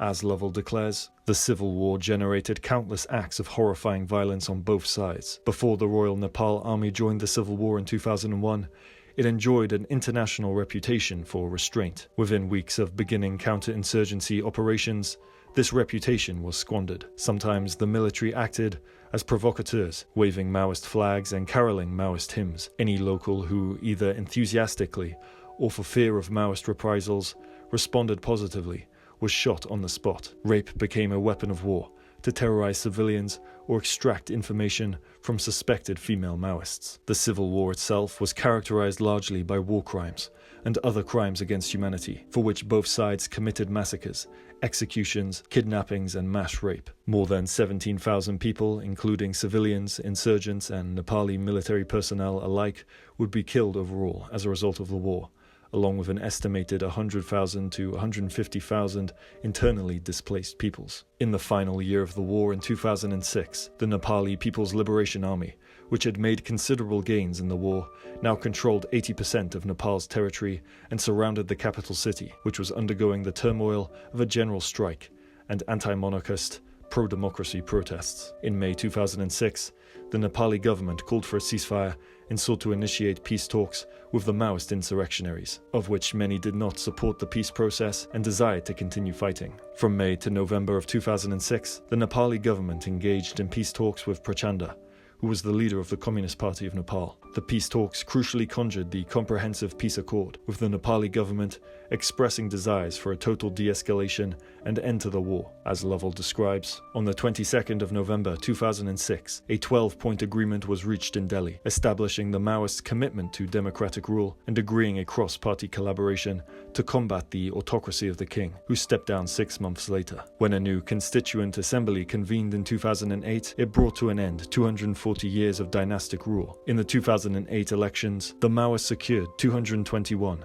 out of a possible total of 575 seats. Both the civil war and the democratic gamble, it seemed, had paid off. The Communist Party of Nepal had surrounded the cities from the countryside. Diverging from historical victories in communist revolutions, the Communist Party of Nepal would not have its final victory through an armed overthrow of the state, but rather in the electoral democratic system, for which the Communist Party, under the leadership of Prachanda, would win the popular vote, with more than 3.1 million votes of a majority of 29.28%. The most immediate changes to occur upon the communist victory was the admitting of proportional representation for minorities into government, the abolishment of the long-standing Nepali monarchy, and the nationalization of royal assets, marking Gyanendra Shah to be the last Nepali monarch to have reigned. According to Lovell, the communist victory awakened consciousness of rights. The Maoist insurgency also accelerated the collapse of the Hindu monarchy, the ultimate political support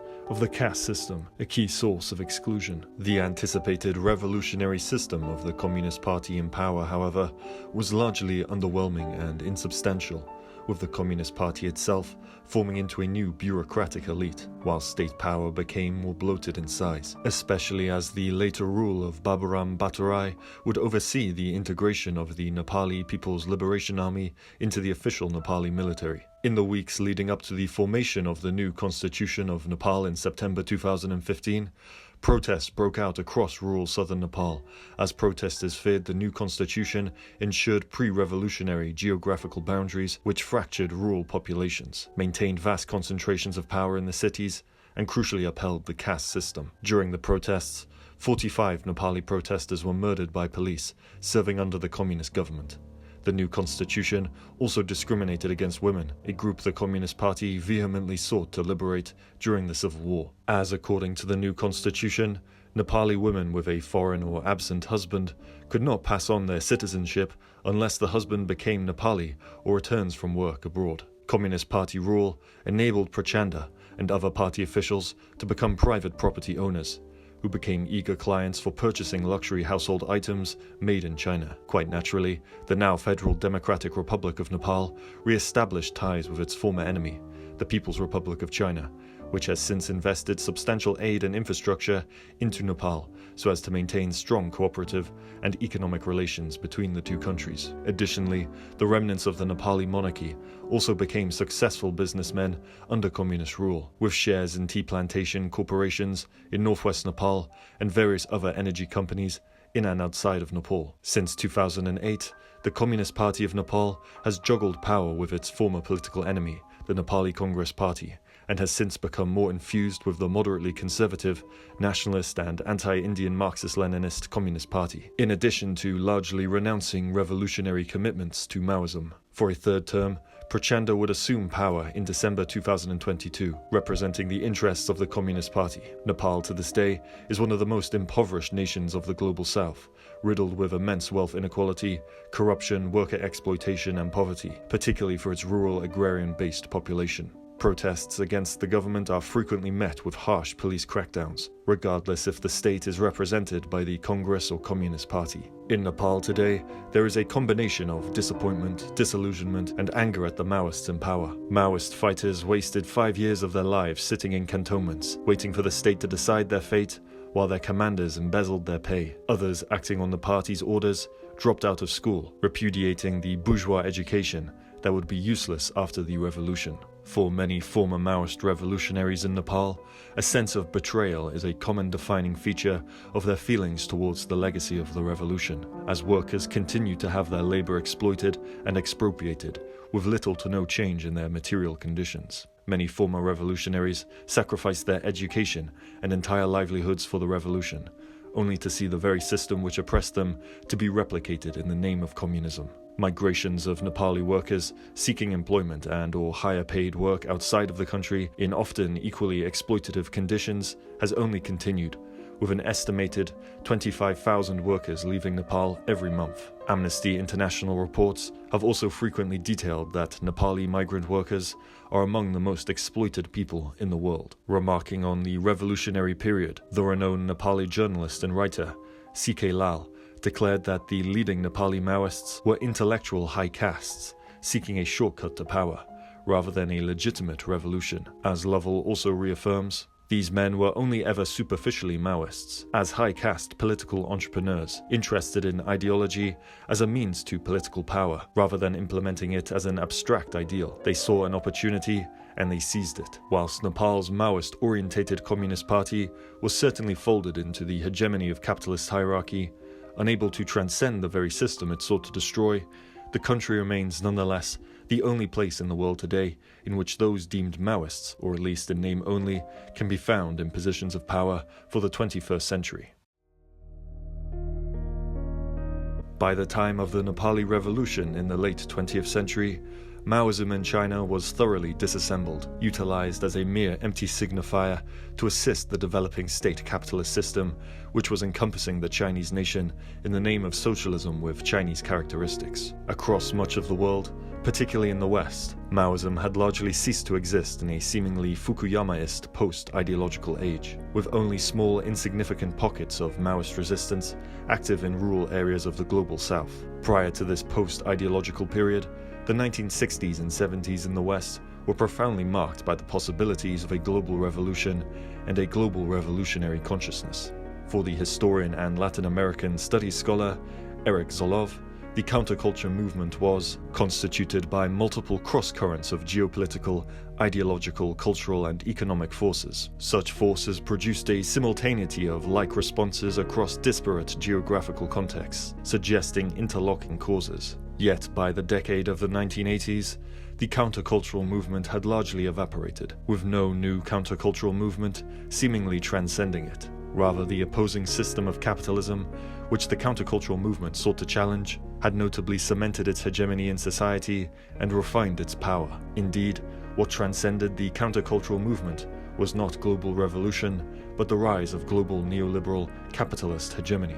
One such example for the decline of the counterculture movement has been argued by the American political activists Todd Gilton and Noam Chomsky, who have respectively suggested that the more excessively violent and resentful elements of the counterculture movement, as seen in the Weather Underground organization for example, played a debilitating role in exhausting the more constructivist elements of the countercultural movement. For Chomsky, however, this aspect of the countercultural movement was only a minor aspect contributing to the movement's decline, with greater forces to be found in the anti-democratic consolidation of corporations during the 1970s and heavy-handed state repression. In a lecture regarding the 1975 Crisis of Democracy report from American members of the non-governmental international organization named the Trilateral Commission, which brought North American, European, and Japanese corporations into closer collaboration, Chomsky declared, "During the 1960s, large groups of people who are normally passive and apathetic began to try to enter the political arena to press their demands. And that's a crisis which has to be overcome. The naive might call that democracy, but that's because they don't understand. The sophisticated understand that that's a crisis of democracy. The American spokesman, again Samuel Huntington, wrote in his report that Harry Truman had been able to govern the country with the cooperation of a relatively small number of Wall Street lawyers and bankers In those days, there was no crisis of democracy. Things were working just right.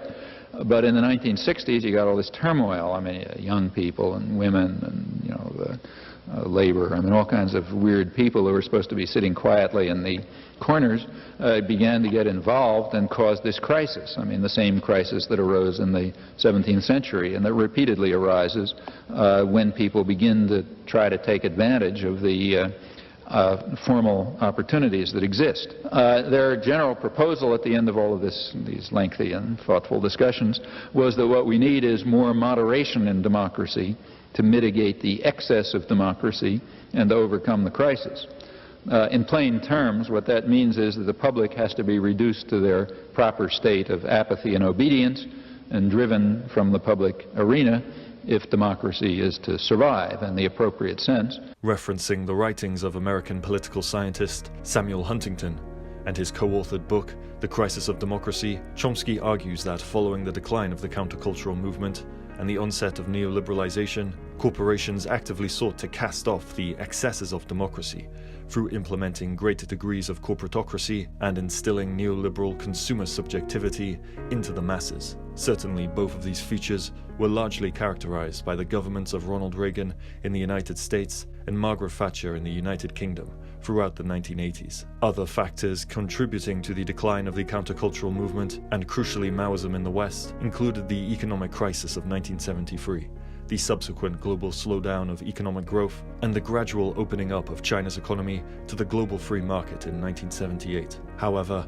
Mao himself, despite being the main facilitator of global revolution, played a decisive role in facilitating the end of such global ambitions following the end of the Cultural Revolution. The initial success of Maoist China to exert such global influence across the world, particularly in the 1960s and early 70s, rested largely upon the example it set for both domestic and foreign affairs regarding revolutionary action. Domestically, Mao had sought to hold up the mantle of radical egalitarianism, perpetual revolution, and the transformation of human nature and consciousness to meet the values of a new revolutionary civilization.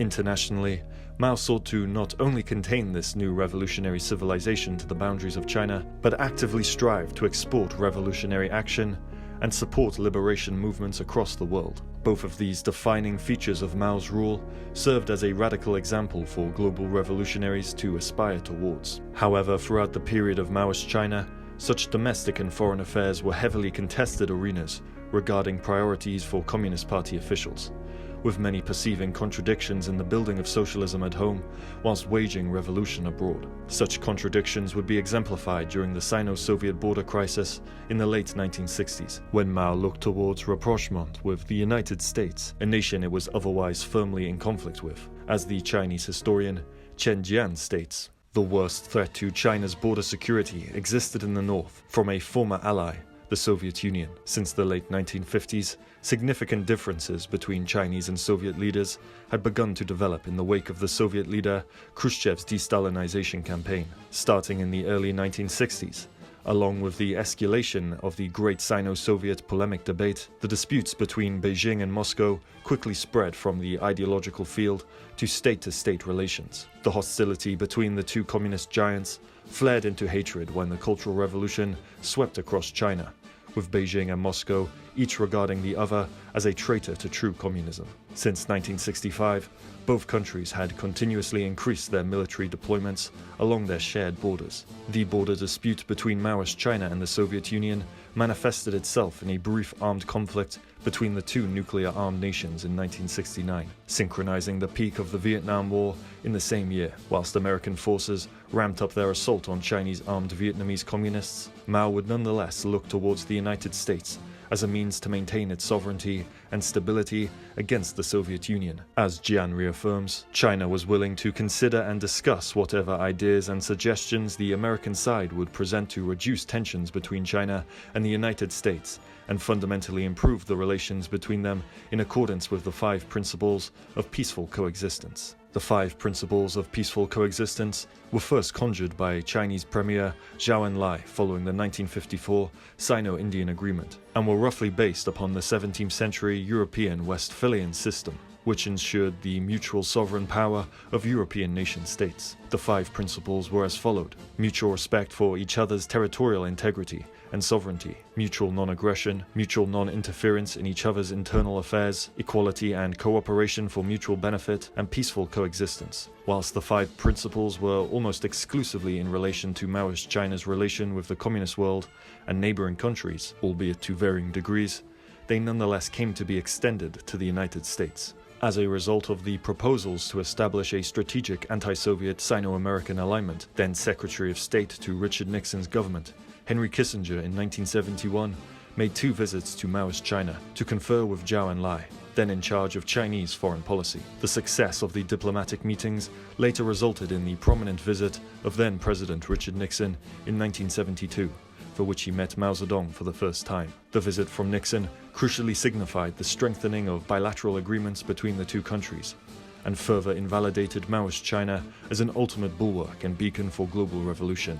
As Jian reaffirms, American rapprochement, along with the deterioration of relations between Beijing and Moscow, caused the most profound shift in the international balance of power between the 2 contending superpowers. Whereas the great Sino-Soviet rivalry further diminished Moscow's capacity to wage a global battle with the United States, the Sino-American rapprochement enormously enhanced Washington's strategic position in its global competition with the Soviet Union. More importantly, the great Sino-Soviet split buried the shared consciousness among communists and communist sympathizers all over the world that communism was a solution to the problems created by the worldwide process of modernization. Nothing could be more effective in destroying the moral foundation of communism as an ideology and a revolutionary way of transforming the world than the self-denial of such possibility through the mutual criticism of the communists themselves. Visits from the Iranian royal family in the same year and the 1974 recognition of Augusto Pinochet's regime in Chile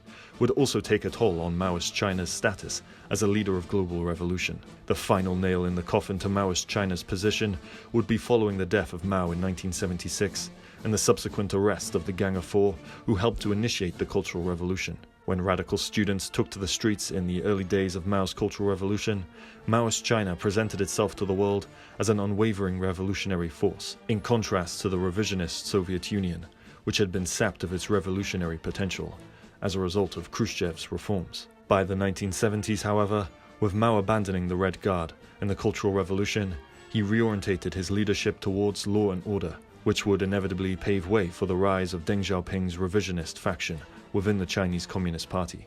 During the transitory period between Maoist and Dengist China, Enver Hoxha, the leader of the Albanian Workers' Party, declared a sudden polemic against both Maoism and Dengist China. The People's Socialist Republic of Albania, under the rule and influence of Enver Hoxha, had been a close ideological ally to Maoist China, and had cooperated to disseminate Maoist propaganda internationally and to establish a global Maoist revolutionary front. In Hoxha's 1978 polemic, titled Imperialism and the Revolution, he denounces the legacy of the Cultural Revolution, the theory of Mao Zedong thought, and the current economic practices of China under Deng Xiaoping, emphasizing that both Maoism ideologically and China geopolitically no longer serves the interests of a global revolution.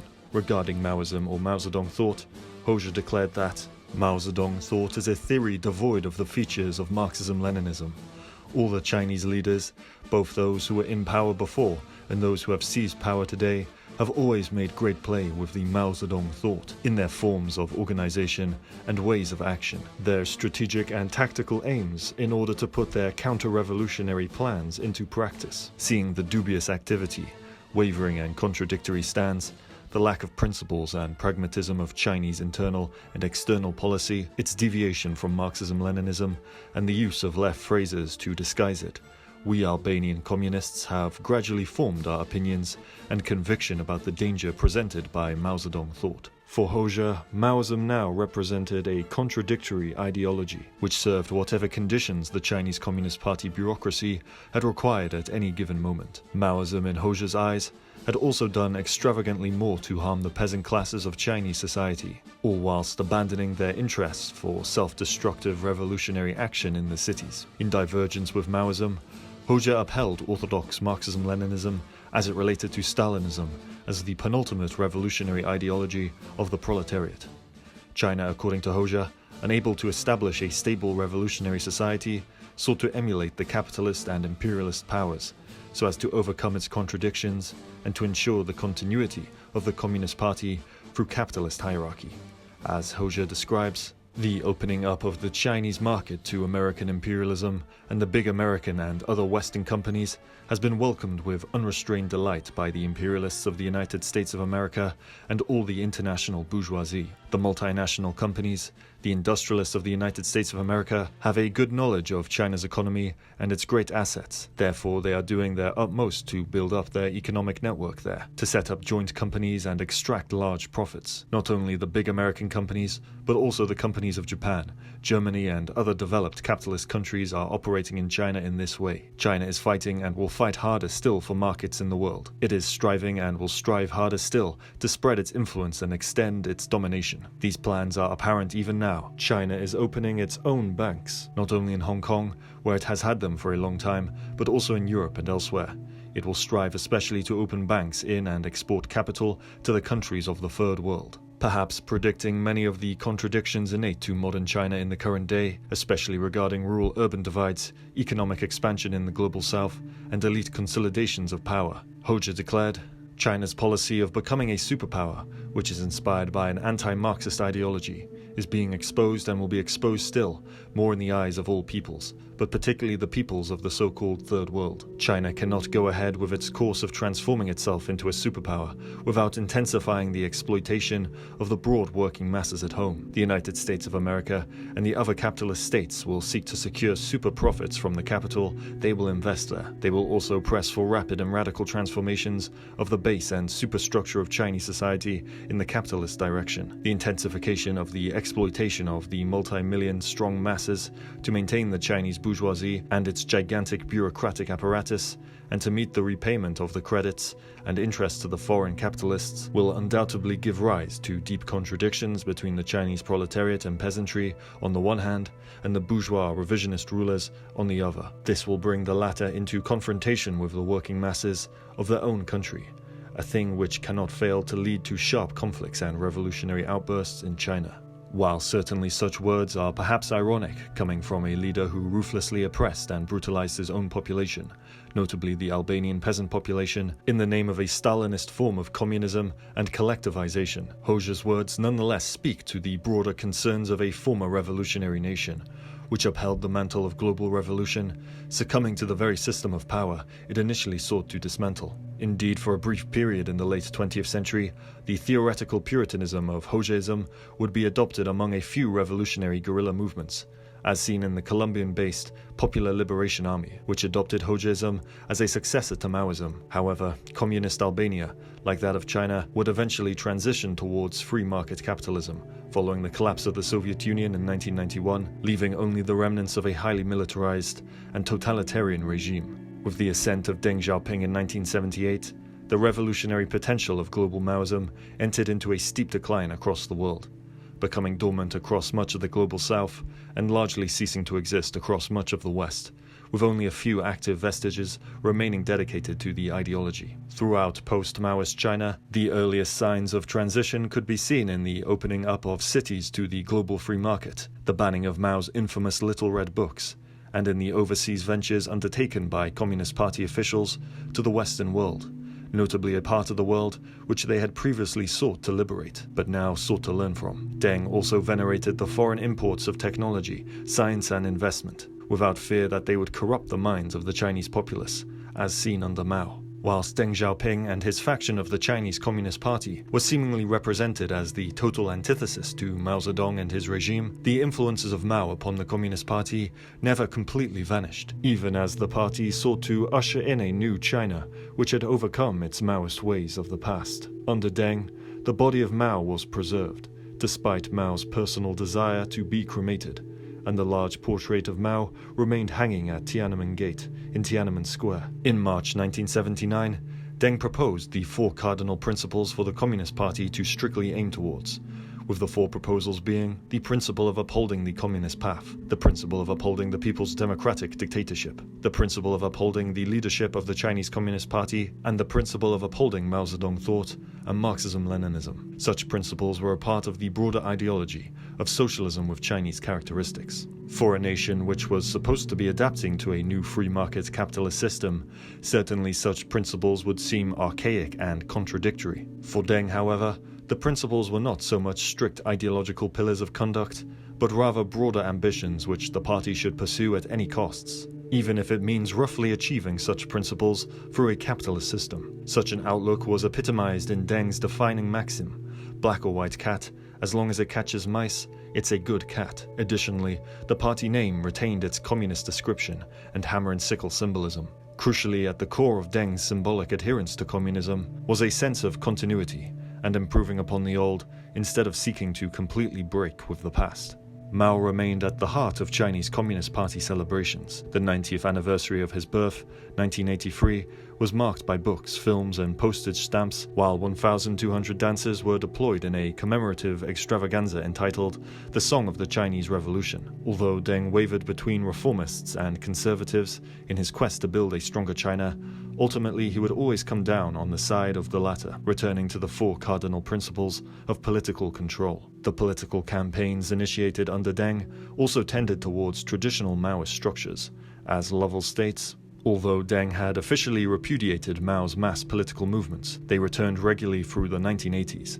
The anti-spiritual pollution campaign, in which wearers of long hair and flared trousers were harassed, and petty thieves often summarily executed, and as seen in the campaigns against bourgeois liberalization of 1985 and 1987. Deng's orientation towards a seemingly dictatorial Maoist strongman stance was perhaps epitomized in the 1989 Tiananmen Square massacre, for which he deployed the Chinese military to crush student and worker protesters, in the same manner of which Mao had put an end to the Red Guard 2 decades prior. Whilst Deng in many ways still maintained a Maoist spirit of sorts, it was clear that by the early 1990s, his aims were to preserve the Communist Party and maintain persistent economic growth, regardless of whether a capitalist system or seemingly Maoist socio-political positions ensured that. By the early 21st century, the legacy of Mao no longer remained a simply bureaucratic concern, as popular images of Mao spilt into the public domains of mass consumerism and local cults, from taxicabs bearing small pendants of his face for good fortune,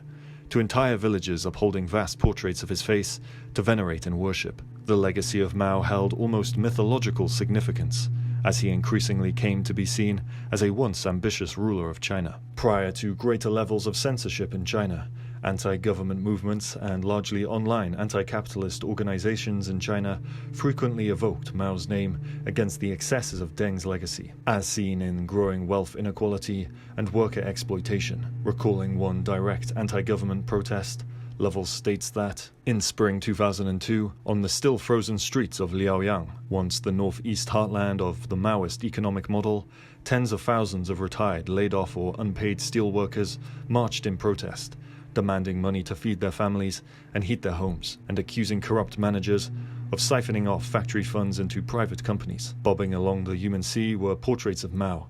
As they marched, one woman wept, "Chairman Mao should not have died so soon." During this short period of semi-liberalization in China, the image and legacy of Mao was utilized as a somewhat countercultural icon to the capitalist hegemony of its time. It would be, however, short-lived, as the Communist Party in later years actively sought to fold the image of Mao and his legacy into the national destiny of China under the modernized Chinese Communist Party. In contemporary China today, the aesthetics of Maoism are permeated across various sectors of Chinese society, from the National People's Congress to the military, state television, and to anniversary parades celebrating the founding of the People's Republic under Mao in 1949. China's current president, Xi Jinping, has possibly done more than any Chinese leader before him to refashion the image of Mao, not just to the party and nation at large, but additionally to his own style of rule. As Lovell reaffirms, Xi Jinping, son of one of Mao's own revolutionary comrades, has renormalized aspects of Maoist political culture, criticism/self-criticism sessions, Mao's strategy of the mass line, the personality cult. In early 2018, He and his Central Committee abolished the 1982 constitutional restriction that limited the president to only 2 consecutive terms. Like Mao, Xi could be ruler for life. In a clear break with post-Mao's China's reserved approach to foreign affairs, Xi and his closest advisors have reasserted China's global ambitions and relevance with an energy and confidence unseen since Mao's Communist Party proclaimed China the center of the world revolution. Beyond mere aestheticism, Xi has stressed the importance of 21st century modernization, the vision for an advanced ecological civilization, the Global Belt and Road Initiative, and high economic growth in accordance with achieving the Chinese dream, akin to that of the American dream. Such ideals are notably aligned with Mao's historical emphasis on productivist modernization, agrarian-orientated socialism, and global revolutionary outreach. Xi has also cultivated his own philosophical thought, known as Xi Jinping thought, which is taught throughout various Chinese universities, and Xi is typically presented as a modern Confucian philosopher-ruler, similar to the ways in which Mao was presented as a philosopher of revolutionary theory, with Mao Zedong thought. As a dedicated man of the party who has devoted much of his first 5 years in power to disciplining and strengthening the Chinese Communist Party, Xi is steeped in the Maoist heritage, in its symbolism and iconography, in its secretive, opaque party structure dependent on control of the military, in its aversion to political heterogeneity, and in its ambition to establish China as a global leader. Today's China is a party state determined to exceed in 2024 the lifespan of the Soviet Union, to become the longest-lived communist regime in world history, and to go down in history as having achieved the rejuvenation of the Chinese nation by the time of its centenary in 2049. In the attempt to realize these objectives, the memory of Mao as the founder of a communist and reunified China in 1949 will always loom large. Xi has pushed harder on foreign policy than any of his predecessors since Mao, overseeing extensive social, political, economic, and military power. Certainly, China's surge into the 21st century will have a growing impact upon the globe and will be undoubtedly bound to the legacy of Mao Zedong, resuscitating him for the cohesive modern narrative of China's national destiny. Whilst Maoism certainly provided the basis for China's ideological unification and as a vessel for achieving liberation from oppressive capitalist structures abroad, it nonetheless remains deeply controversial for many in China and around the world, especially considering the violence and bloodshed which was enacted upon its name. As Lovell declares, Maoism's global journeys have generated other incongruities. Mao is rightly seen as the first major communist thinker to champion the revolutionary potential of an impoverished rural majority. And yet, both in China and beyond, the rural poor have suffered most at the hands of Mao's theories and practices. In the People's Republic of China, farmers starved in their tens of millions after the Great Leap Forward.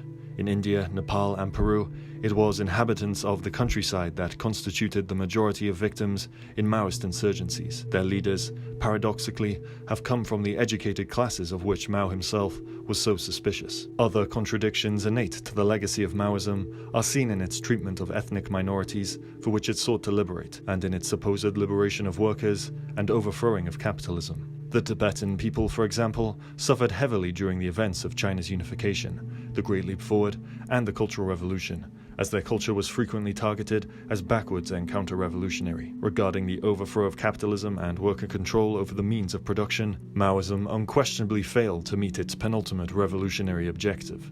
As Elliott Liu reaffirms, Chinese workers produced capital and were dominated by it. They did not control the means of production they operated, nor did they enjoy free access to the means of subsistence they produced.